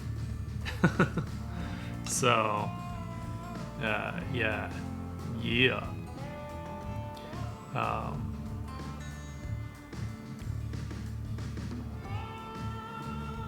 And Soulstalker, I'm glad. Thank you. I love sharing process, so if people are learning anything from it, I'm happy. And yeah, Maddie, I know I'd kind of just fallen off, and I was gonna maybe post something on Discord, but I was feeling really kind of antisocial for a minute there. So for me, what happens, and I would say it happens maybe once every year and a half, is for about a week, I'll get essentially what I'm pretty sure I've recognized is just depressed, right? And it's not sad, it's not like I still want to do art and stuff. I can feel like there's a little bit of a weight. There's a little bit of a, I just don't really feel like interacting with people. And it happens so seldom that it takes me a bit to recognize it for what it is.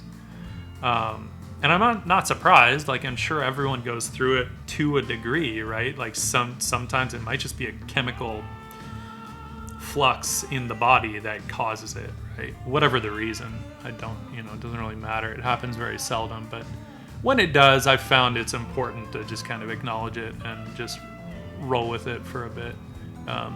But it was also like some stuff going on outside, one of my favorite teachers from school had reached out to me because we were gonna have dinner early last year, and then of course we all know what happened. No one could have dinner with anybody. But he reached out to me, and he's not like health-wise, he's not doing so well, and it's kind of a there's some experimental treatment that he's gonna go in for this fall, but it was kind of a reaching out to me in that kind of way, like in case that experimental treatment is not successful, we should hang out, so that kind of always gets you thinking about life and whatnot.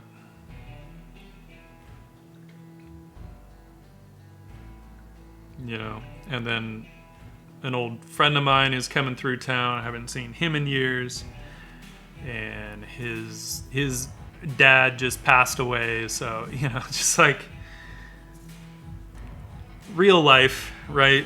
Sometimes it just rears up and kicks you in the nuts a little bit, and you just gotta kind of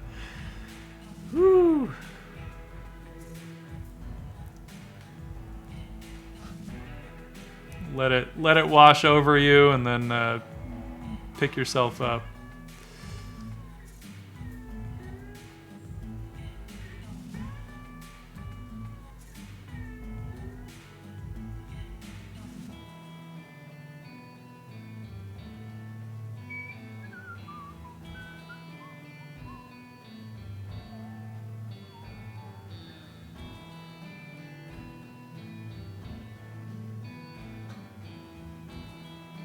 From my angle, I'm catching a little bit of a glare, so I have to kind of check some of my colors and values here.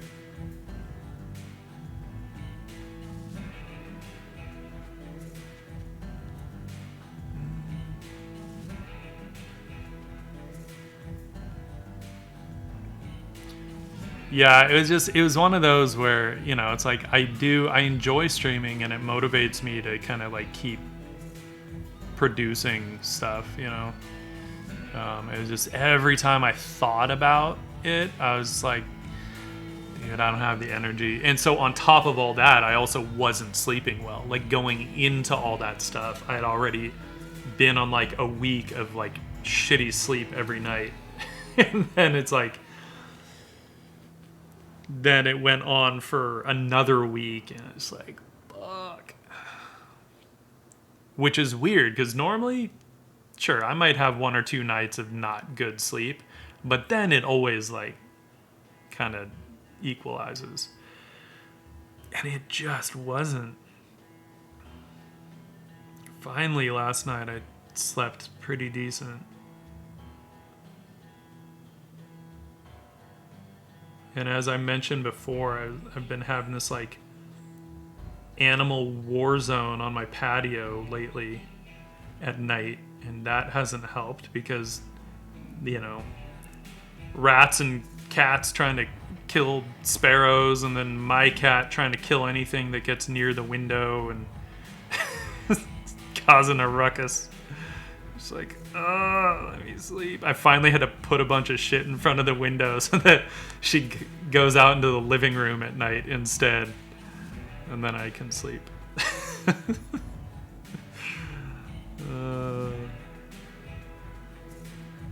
What are you gonna do?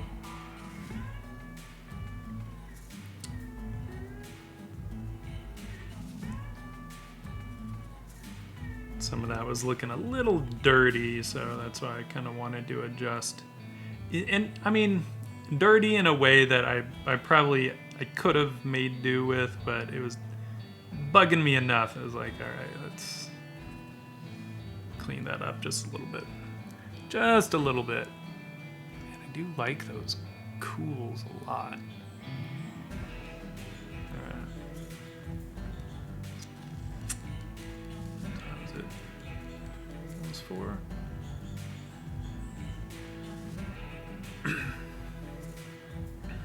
Oh, I hate those. The like Charlie horse cramp. Oh, God, I haven't had one of those in years, thankfully.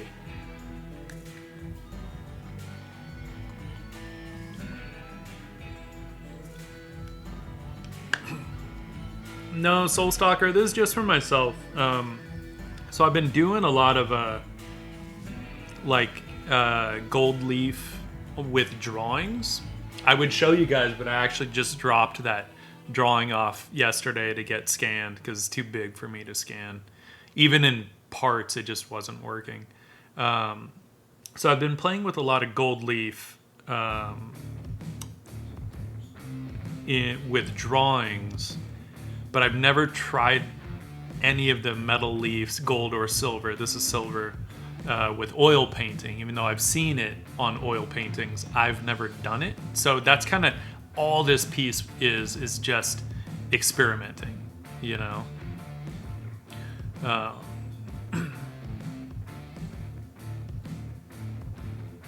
Awesome, Maddie. Have a great walk.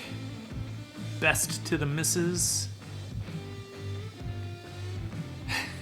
I figured.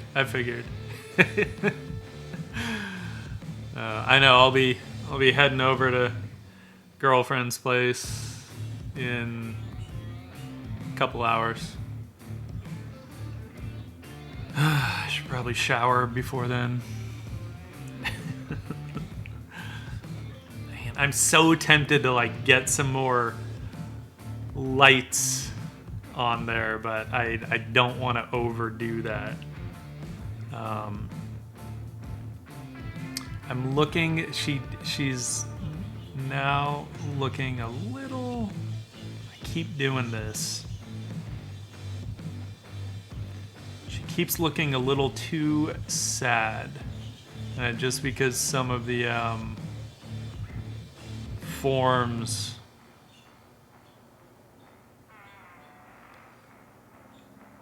get away from me. Or I change something, and then it changes the value structure just enough that they aren't reading the way that I want. So let's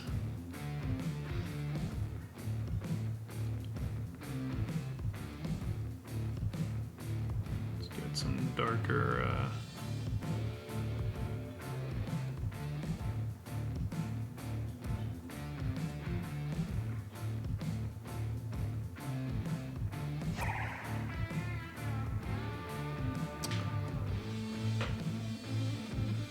Bone Culto. Bone Cult. Oh. Thanks for the follow. You have a good one, Maddie. Enjoy your walk. Walks are a good thing.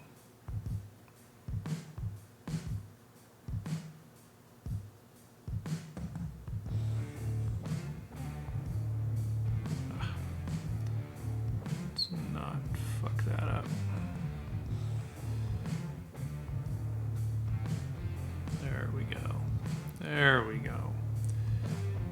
Now she's not looking so sad. I feel like I need to bring some darks in there, though, on the side here.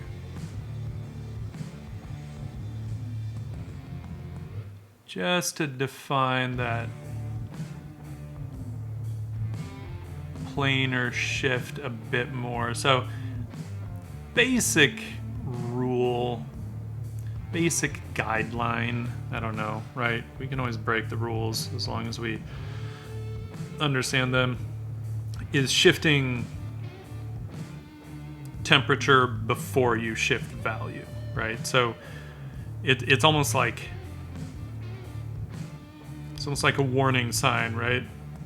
Curvy road ahead or icy roads ahead kind of a thing. It's like you shift that temperature first, and it's like your little sign that says, hey, plane shift coming.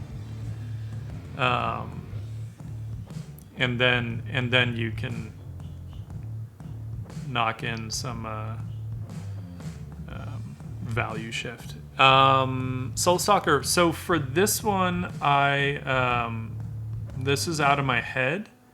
What I did initially, though, was I created a digital painting.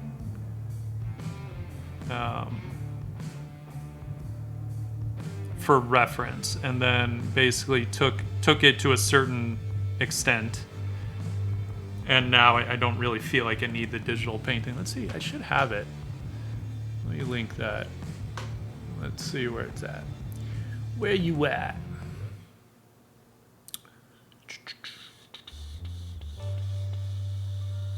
Here we go. Here we go.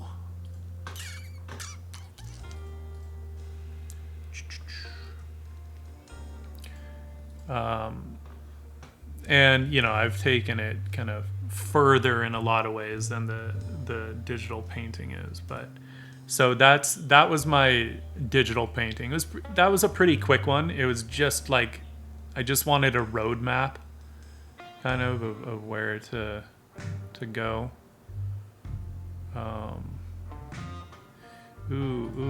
And I have a here. So what I was talking about with the gold leaf, with the drawings, right? So this is one I just finished.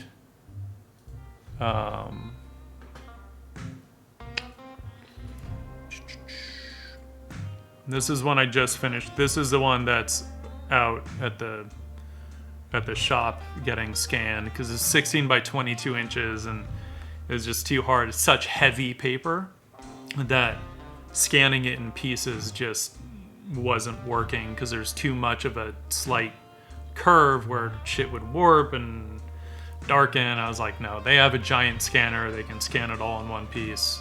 Better to just pay them to do it rather than me sitting there struggling with parts and pieces. Didn't want to do that.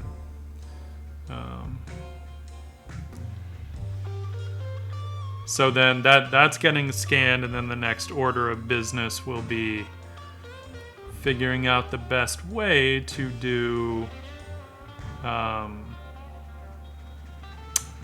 like a limited edition print of it. And I want to be able to kind of replicate the gold in there. I just don't know what the best method is for that. Right? Like, I don't know if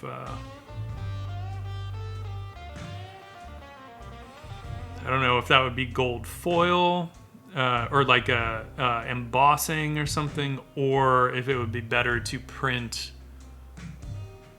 on a gold foil cardstock, right? And just basically knock out all the gold parts, maybe. It also probably depends on how close to the original I would like it to look. So just a little bit lighter in parts of this. I don't want to go too even.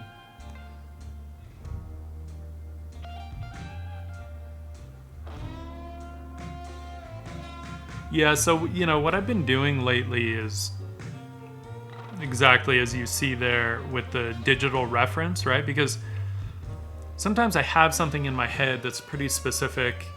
Either I want a specific type of face or a pose, or, who knows what. Just stuff that I don't necessarily have time to sit there and, try and shoot, set up an entire photo shoot for, right?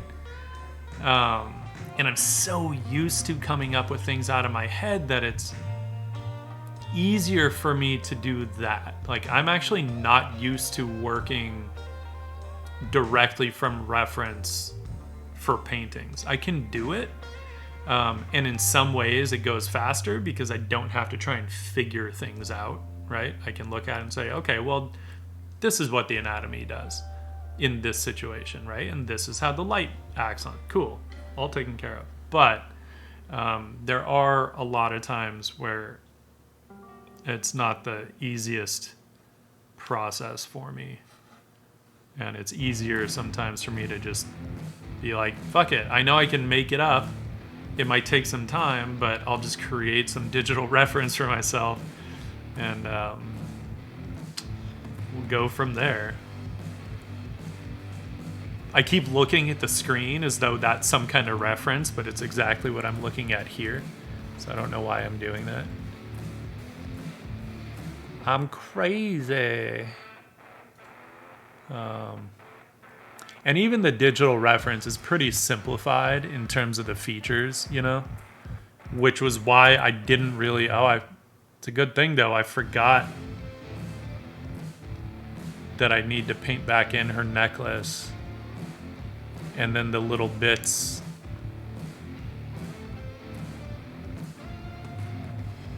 hanging from the flowers. I forgot about those. I may not paint those in though. It'd be kind of weird, right? To paint something that's supposed to be metallic on top of a metallic surface, but maybe I could do it with like more with some glazing and just glaze some stuff back. Shit, I'll have to think about that. I don't know how I'll... I do like those necklaces though. Wouldn't mind getting those back in. But, I mean, she doesn't need it. I also kind of like the simplicity of this. Shit. I don't know.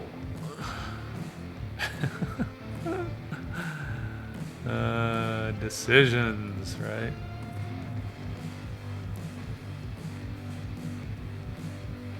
All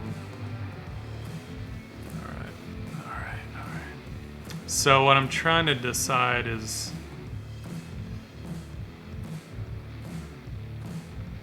what kind of light I want on her cheeks, and I was about to just kind of like highlight, but it's not that kind of lighting scenario. So I have to like catch myself and be like, no, it's soft, right?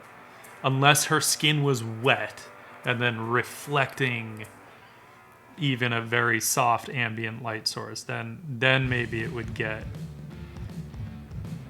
some hotter highlights, but her skin isn't wet. It's not that kind of painting.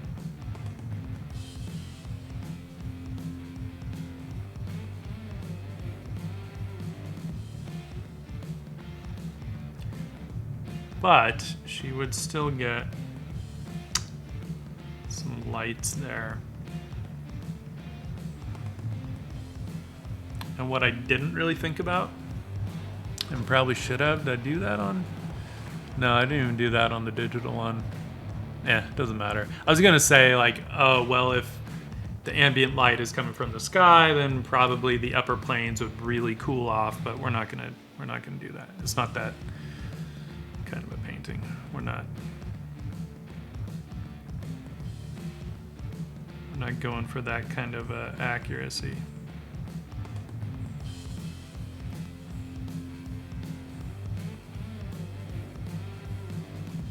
And who is to say it's even accurate? Maybe she's not even outside. So it doesn't have to be, those upper planes don't have to be cool. Just want to get some light going.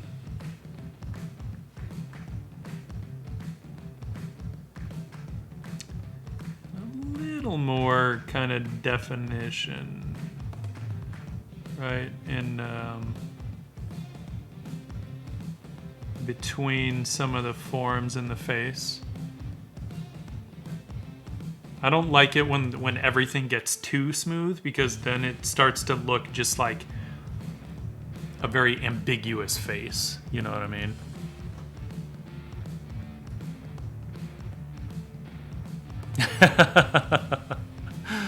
That's fair. That's fair. But the difference is I also have 2 direct light sources on me, whereas she doesn't, right? So this is all ambient light on her. So the big difference there.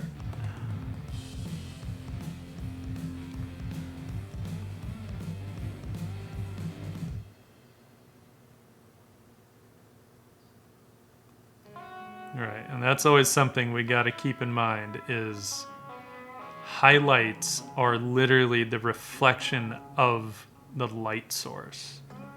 That is all a highlight is. So if you do not have a direct light source, you're not going to get any sharp highlights, right? You might get some reflection. Again, if skin is wet or in the eyes, you might get some subtle reflection. I'm not going to get into painting little reflections in the eyes. Not on this piece. But you might get reflections, but you're not going to get highlights.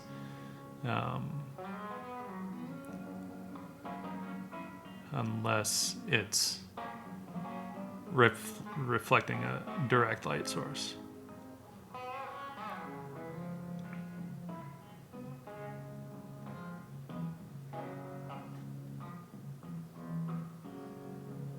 And I mean, you can still get some highlights, by the way.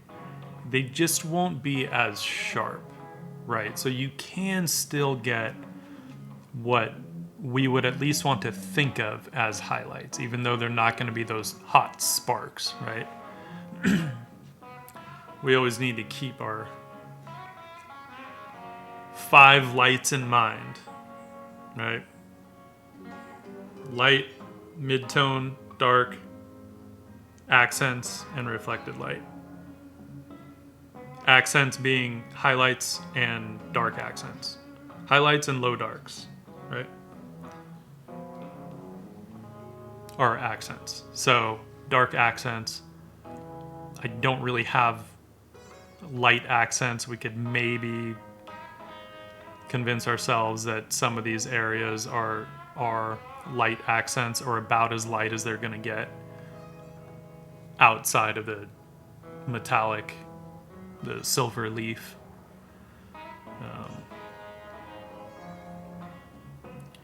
So, just from the interest of clarity, we might say that, yeah, this little bit is a highlight because it is the highest light, right? But it's not, it doesn't have to be a spark, right? Like a hot spark.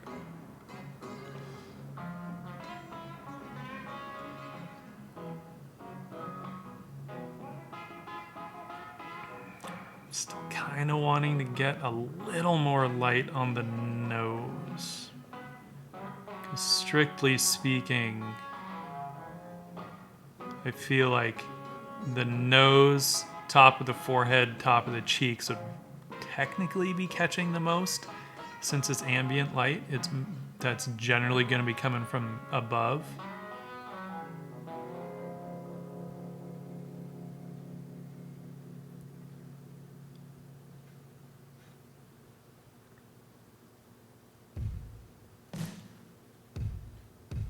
Just don't want to overdo it on the nose.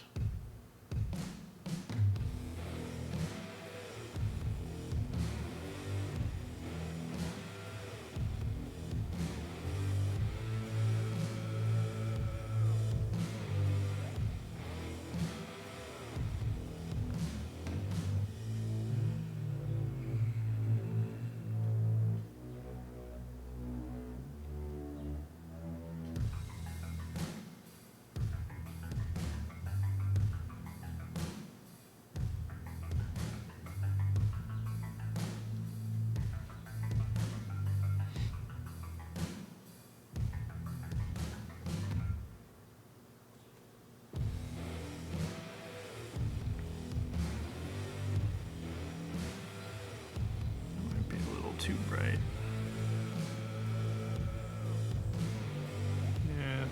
too bright.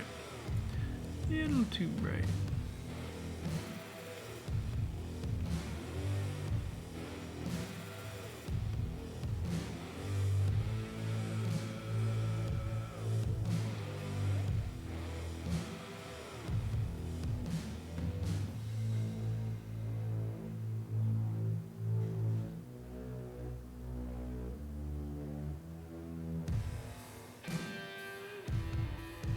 Wow, I can't remember the last time I went like this specific on little features and oils.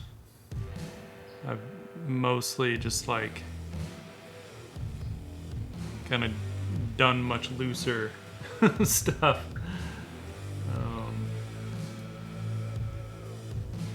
That's cool.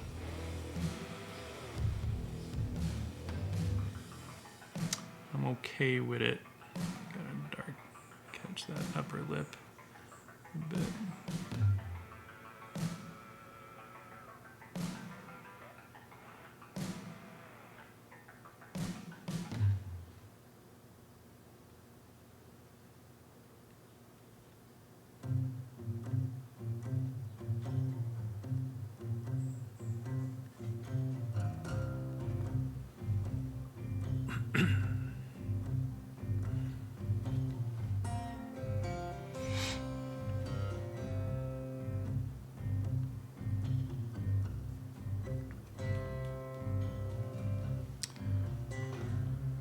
Looking at the reference, I do kind of like that there's a little more light on her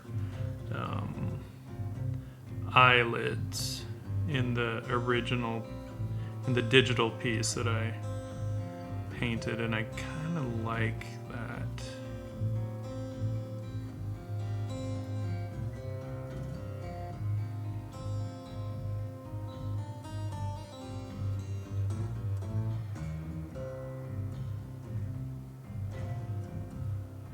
But to really get that, I need to be able to paint wet into wet. So, first thing, just getting the same color that's there already. And I want to cool off that highlight a bit because, you know, I do want her to have some, I don't know what it is, eyeshadow technically, I suppose, but not in like, not necessarily a modern makeup kind of a way. I always think of it more as some kind of a ceremonial makeup or something. Let's see here.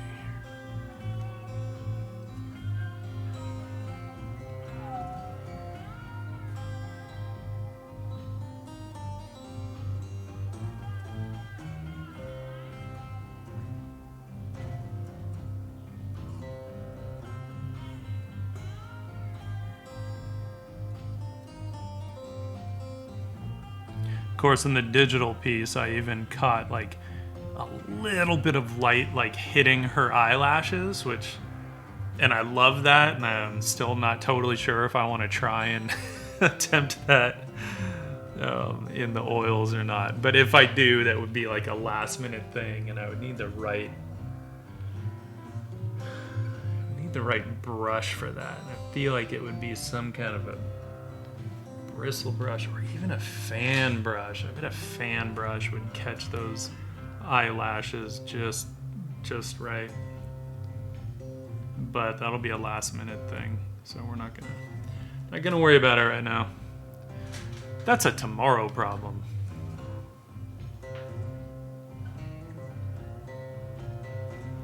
All right, let's address her eyes because I do want them. I think we need to lighten up the whites of the eyes just a little bit, not much. The whites of the eyes are never white, right? And usually value-wise, the light of the eye, the white of the eye tends to sit around the same value as like, well, okay. This is if we're talking about lighter skin tones, right? With lighter skin tones, the whites of the eyes are usually somewhere around a mid-tone to a light shadow value, right? Unless light is hitting the eyes directly, and then it might be the same value as like the light in this on the skin, but it's not gonna be white. But as soon as you get into darker skin tones, then you can't really base it on value of the skin, right? You just have to know that it's not going to be white.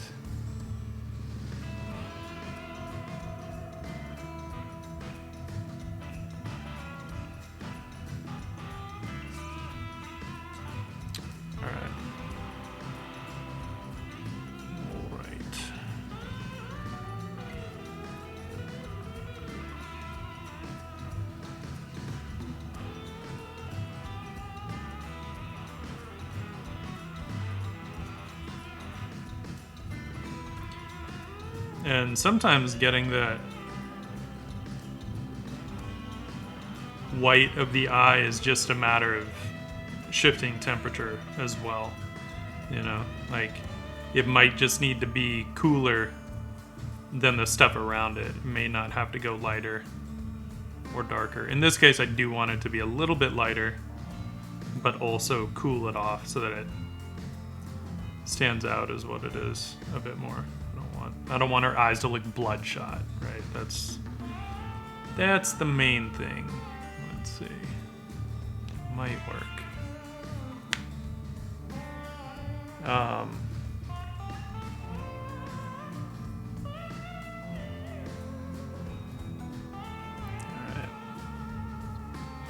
Let's see here.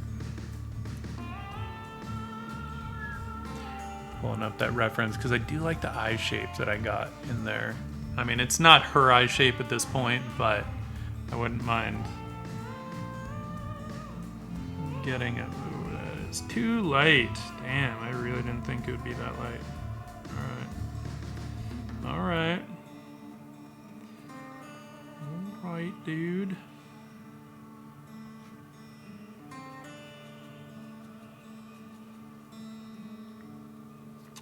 And the cool that I'm using is just a Payne's Gray.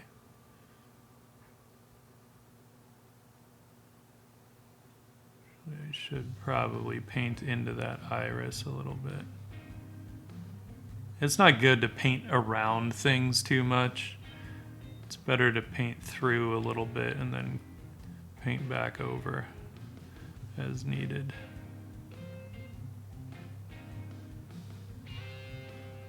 Right, because that's what'll allow you to kind of control your edges a bit more. If you're just painting around things all the time, then it just gets really stiff.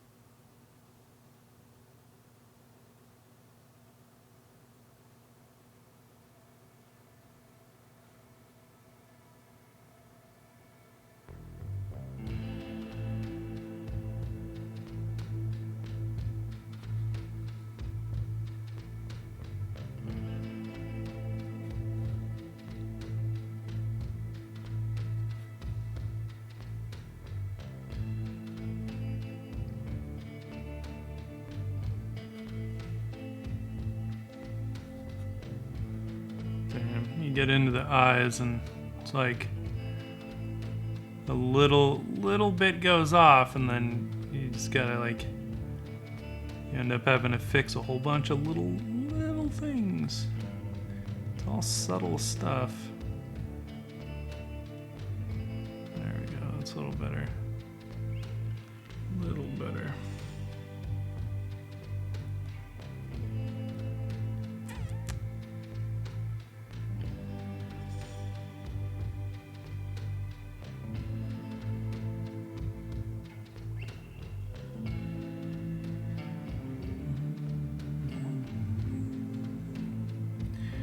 I think what it is in that original piece, I have her bottom eyelids a little higher. All right, Soul Stalker, thanks for hanging out. I'm glad you came by. I'm not sure exactly when I will be back on, but if you haven't already, you can join the Discord and at least get notifications when I'm going to go live. And I try to let people know what my stream schedule is going to be for the week. This week was just kind of obviously way the fuck up in the air, but, you know.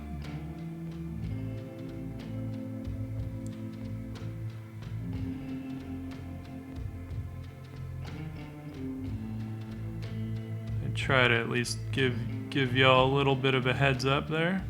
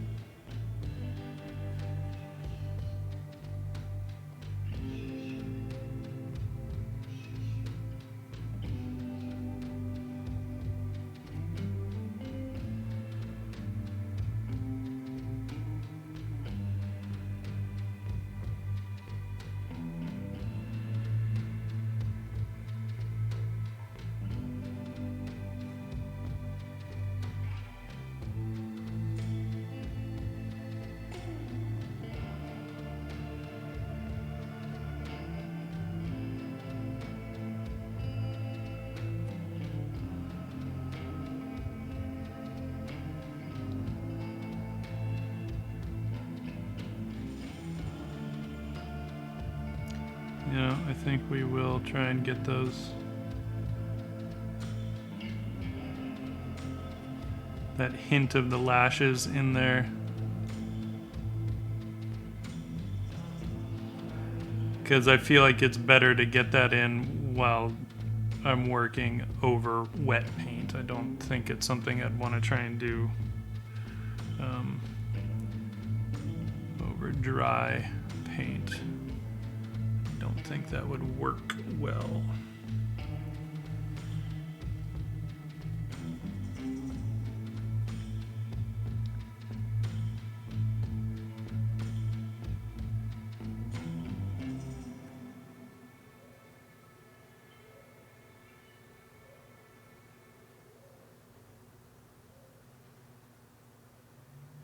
That's better. I just feel like I need to darken this eye a little bit more.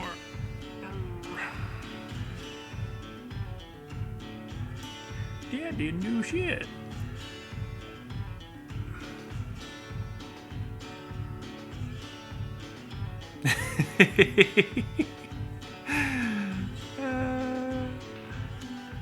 Yes, I am also on Facebook, but I mean, I have like a personal page on Facebook, which I rarely ever check, and then I have my artist page on Facebook. And usually the only way I post on my artist page is through Instagram. So like, I'm almost never on Facebook. If I log in, it's usually because like there's some people that use it for the messaging system, right? Like, because from the international standpoint, it's super easy to message on Facebook and all that. So usually if I'm logging into Facebook, it's just to check that stuff.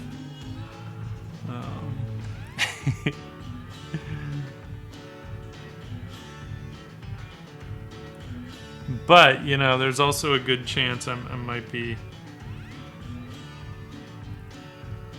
a little older than I look, but I'm not sure. I don't know.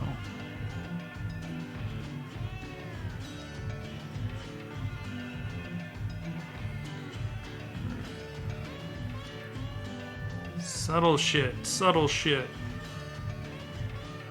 But it's fun. It's fun. The subtle stuff changes it a lot without having to do a lot to it, which I think that's kind of what really made me start to enjoy like subtle value control, was the way that it could change features without like hardly doing anything to it, you know? Not without. It can change features while hardly doing anything to the painting.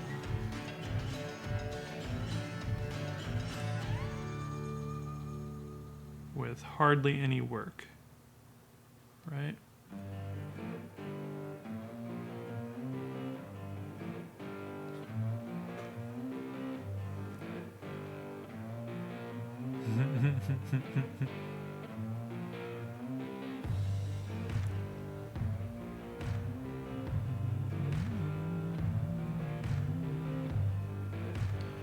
Got some cools in here, I think, for getting up into some of these little light catchers. I want to go cooler.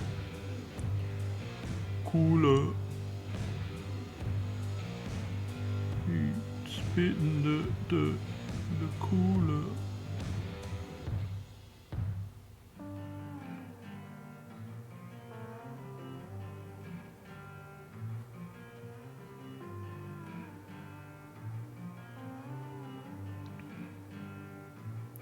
Because there's no reason. I mean, she does have, you know, painted eyes and stuff. So without that, there's no reason those bottom lids would be so dark. I just haven't quite gotten into defining some of that stuff, and I don't want to define it too much, but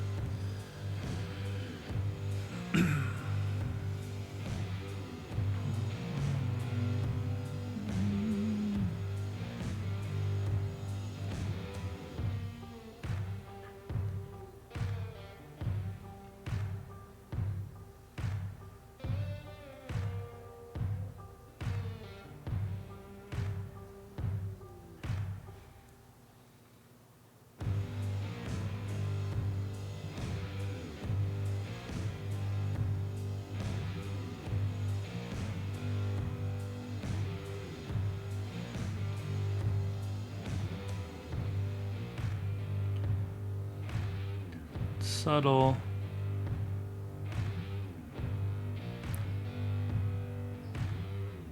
Some light hitting the tips of the lashes, and I don't even know if you guys can barely see it on screen, but it's there.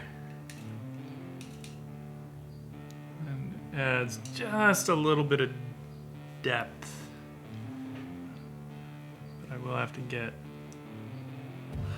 I hate when I have to get like super precise, literally like 1 point of dark in here.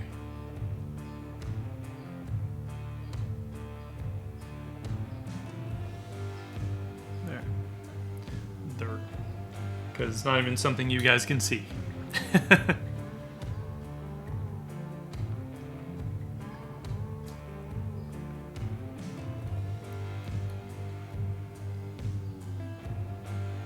Yeah, I wish they would make. I wish I had some control over those on the link tree, like the color that they're in or something. But I don't. You know, the other option obviously would be I can change the background to be something so that those links pop more. God, I haven't even looked at my own link tree in a while, to be honest. Oops.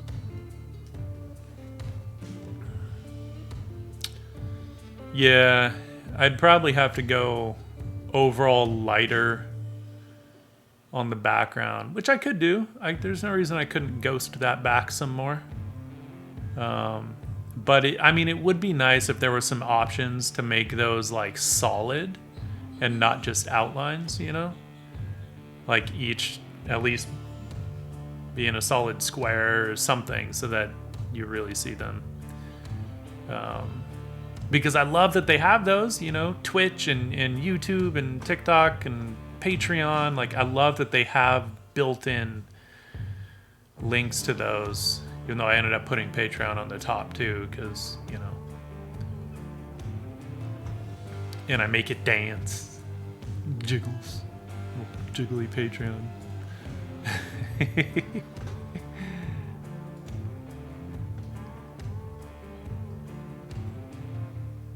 Oh, nice. Yeah, man, I need to get some more stuff up there too.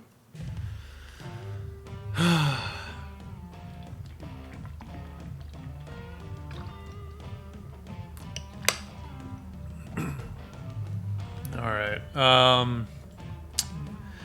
It's only been 2 hours and 40 minutes. Why do I feel like it's been longer than that? I think it's because I've just been like thinking this through and going really slowly. It always makes things feel like they're taking a bit longer when I have to do that.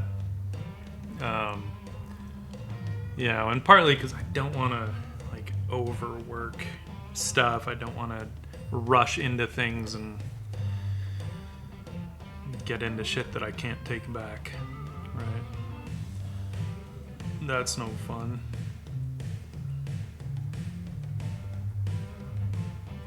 I'm just seeing some little areas on her nose. I think I want to... Like, I don't mind the light on her nose is just a little too asymmetrical. I don't need it to be perfect. Right, I don't need it to be perfectly symmetrical, because really, what is ever perfectly symmetrical? But a little bit more. Little bit. Right, just a tad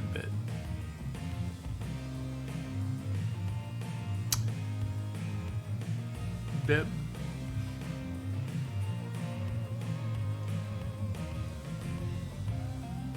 Belf. Igor Belf.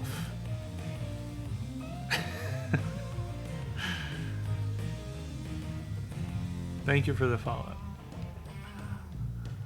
I don't know if that's actually how you want people to say it, but...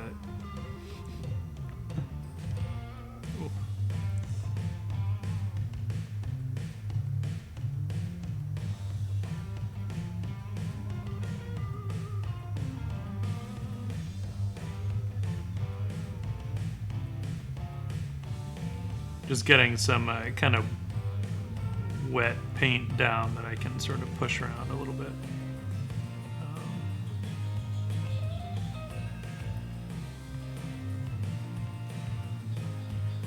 That's what we like for subtlety.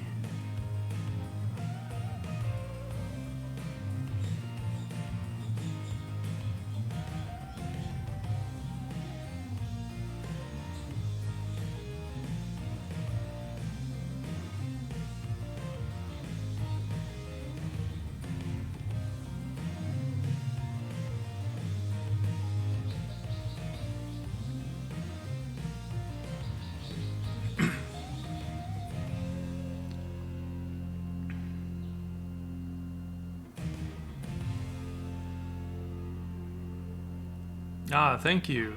I appreciate that.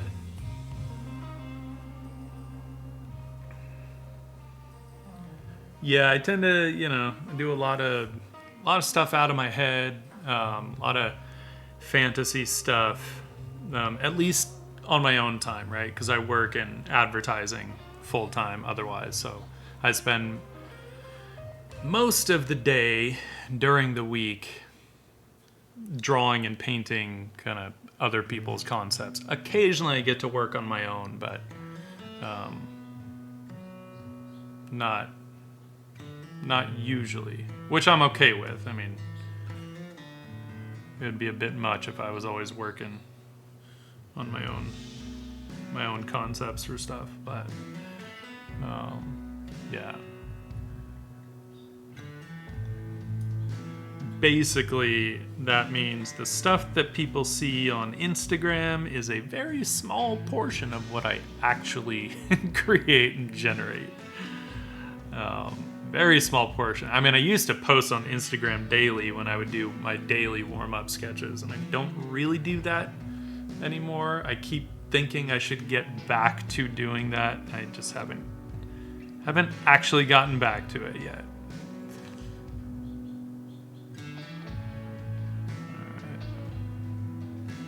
Alright, so I gotta figure out, I know that I can paint back over the leaf a bit. Yeah, there we go. There it's taking. It's tricky. It doesn't, like, it's slick, right? Between the metal leaf and the seal that's on it, the leaf seal. It's very slick, so the paint doesn't really want to stay. So I'm gonna have to, as soon as it like gets on there, I have to just like, okay, don't touch it. Don't touch it. Let it dry. Let it dry.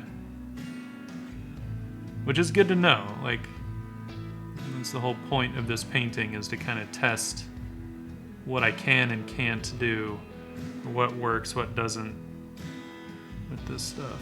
So I'm not opposed to hard edges, but I don't always like hard edges when it comes to hair. So I'd like to figure out a way to get it softer. I feel like I would need some kind of surface on top of that leaf that grabs the paint a little more. Or I'll just have to paint heavier on it. Either one works. Either one. It's probably easier if I just paint heavier.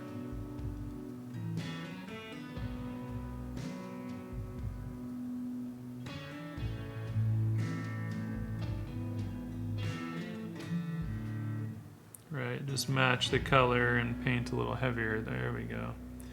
That's working. That's working better.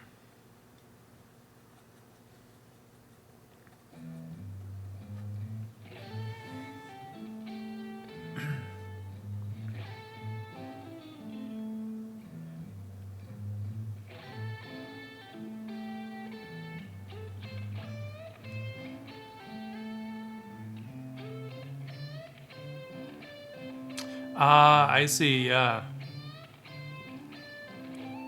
I see what you're saying.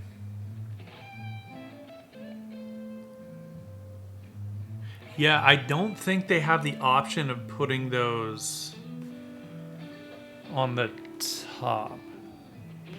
Let me see.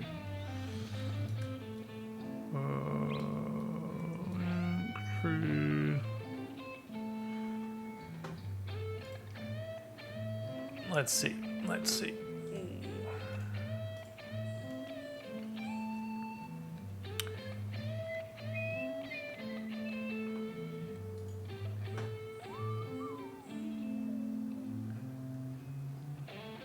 Socials.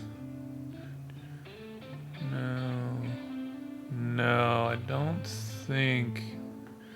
Shit, where are those things?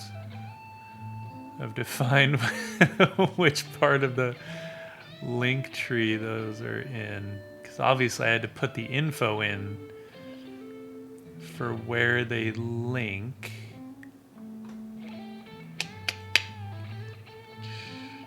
settings? I bet it's in settings. SEO, analytics, social links. Oh, hang on. What?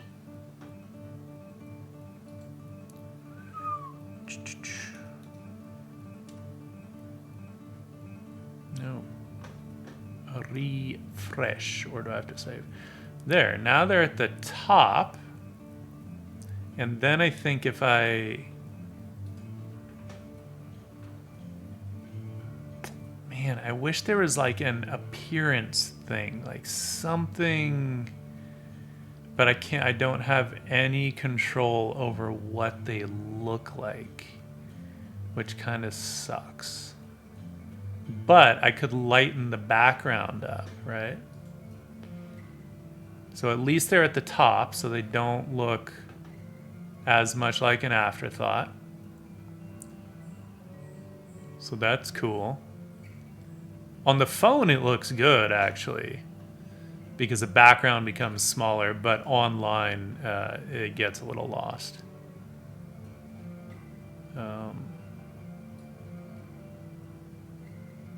Like, it looks better if you make the browser window smaller. But still, hey, at least that helps, I think, having it on top. So good call there, Joey.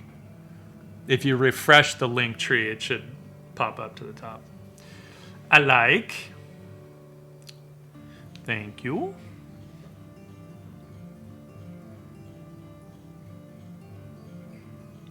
There we go.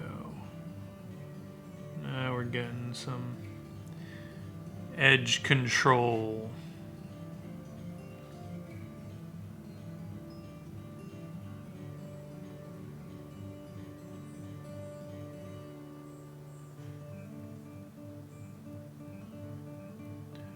On that hair. That was one of the main things I wanted to test out with this, was how does it work if I want to paint on to the silver. And I knew that I could, and I'm sure there's other ways to do it.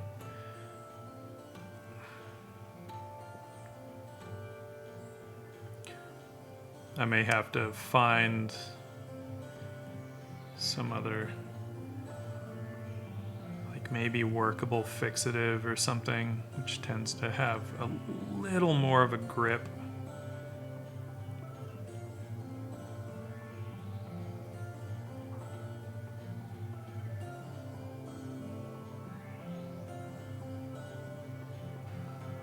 But I essentially want it because I want to be able to do some soft edges, which I can't really do with the actual leaf. So I gotta be able to paint it in. I like me some soft hair edges.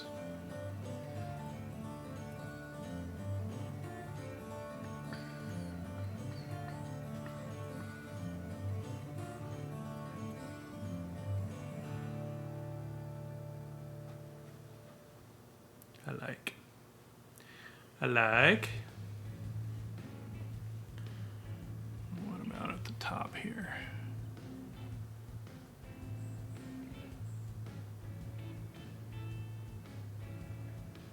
Because soft edges help rounded forms, feel rounder. No reason we can't do super hard edges. You just want to make sure that that's done from a design choice, and not because you didn't think about it, or not because like the medium is trying to force you to do that, right? Like Hollis Dunlap will do crazy hard edges on rounded forms, and they look so good. I mean, his paintings are fucking phenomenal, so whatever. But those edges, like, that was kind of the first time that I really saw someone do that kind of, like, realist painting, very impressionist colors with these crazy, like, modern, I mean, graphic design sharp edges.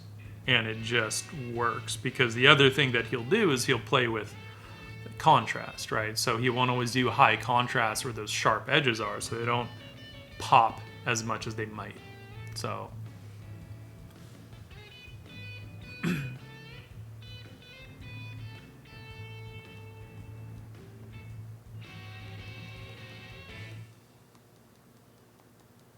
yeah, I think it looks better on the top as well.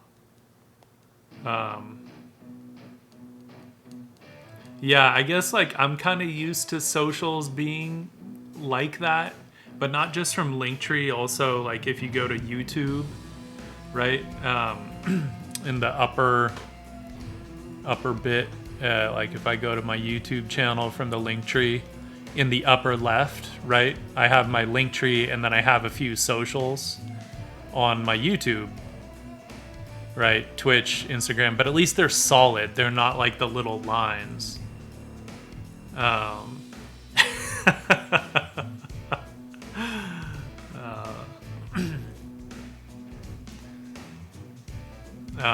But then also I'll see it like on other people's websites. They'll have links to their socials, and a lot of times they're those little line logos.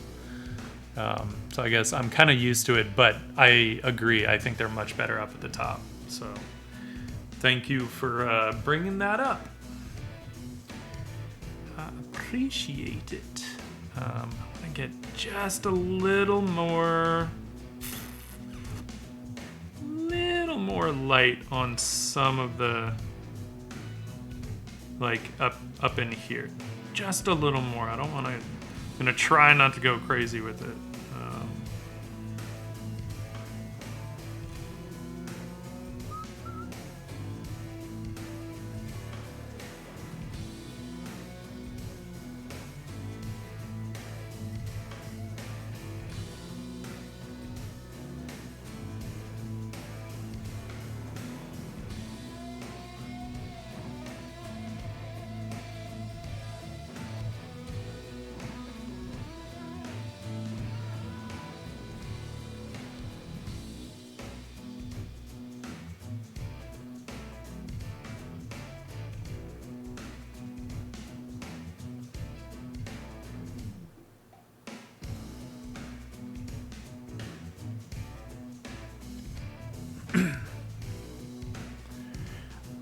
Yeah, I forget what happened with Snapchat. Something happened and it just, I think it died a pretty quick death. I think it's still around, but it's certainly not the hot commodity that it was.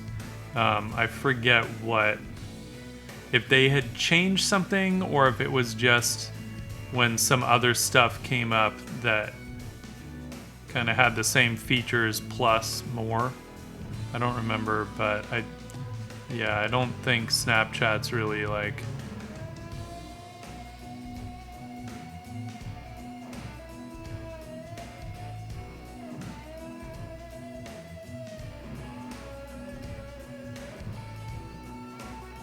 not much of a thing.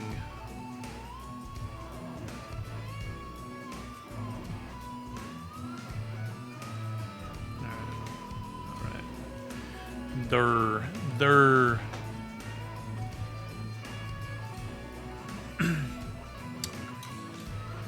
Alright, I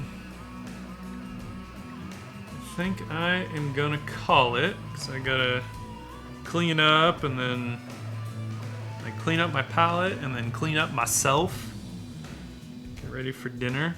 I thought I'd move on to at least one of these others, but never underestimate the time intensiveness of rendering. Good reminder. But hey, at least she doesn't look so sad now. She looks intense. That was the main thing I wanted. I needed to get rid of the sadness. Let's see if we can get this a little more head on for you. I know the camera's now all tilted. All janky. straighten this out for you guys. Oh, give myself a chance to stretch here.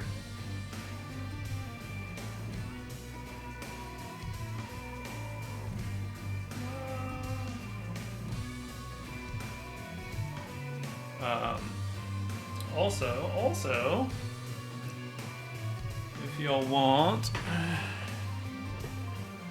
maybe we can get in a little closer on her too. Let's see here. I gotta be careful of the light, but there we can see a bit more of what I'm seeing, right?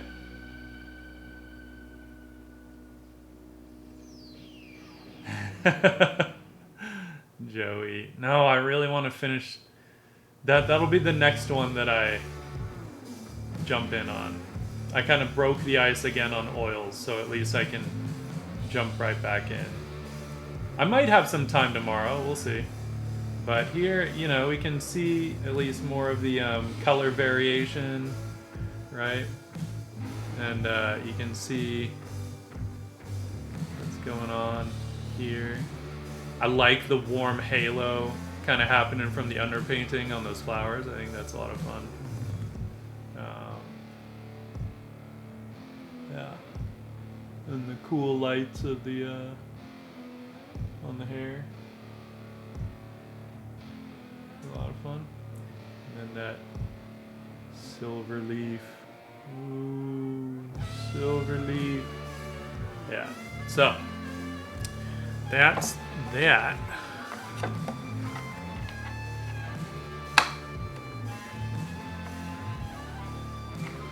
That's that. Bring her back. Yeah, so that's fun. I'm liking that mix of the metal leaf and the paint. I'm excited to do one of these with like some moon gold. I might actually even lay a little bit of moon gold over some of this. Get a little bit of play between the silver and the gold. I think that'd be a lot of fun. Rare Dragons. Hello and welcome. Thank you for the follow. We're about to bounce, but I appreciate it nonetheless. Let's see, who's on? Is anyone on? I mean, I'm sure someone's on, but, you know. Let's look. Let's have a look-see. Grigori Peppo is on. Coldberger. Vicky is on. That's cool. Oh, Grigori's playing Red Dead anyway. Let's see here. Coldberger's doing some cool stuff. Damn it. It's such a long ad. I don't want to watch the whole thing. 30-second ads. Hang on. We gotta let this one ad run and then we can bounce around from whoever.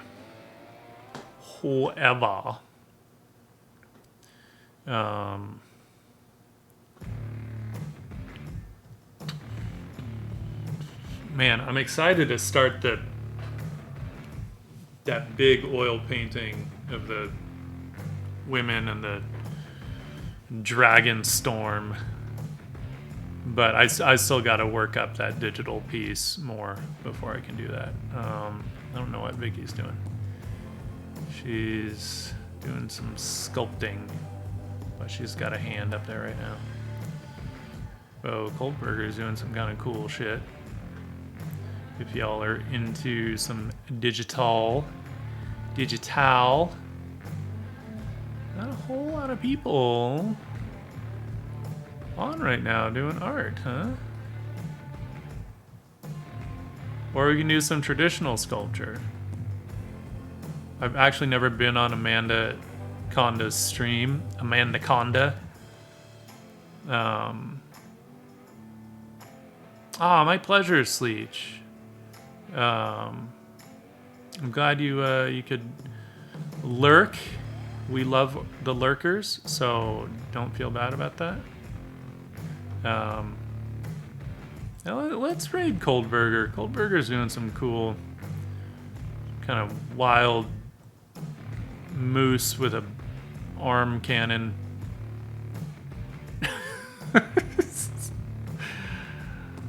It's about as crazy as it sounds. Not gonna lie. Not gonna lie. Alright. It's either that or we raid a musician, but I think we'll stick with the art for now. All right, I'm gonna throw y'all to a digital painter.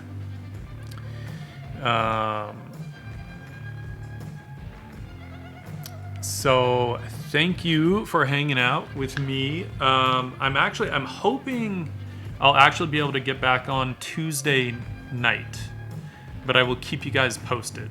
And I will try and post on Monday what my upcoming schedule is going to be.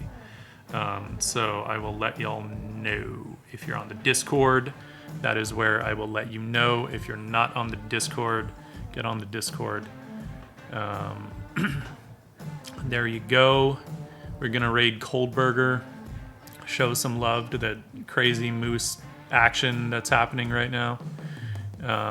And I will hopefully see y'all Tuesday night. All right, my friends. Peace. Have a good one. A great weekend. Hope you have some lovely cocktails, because I'm gonna. All right, guys. Peace.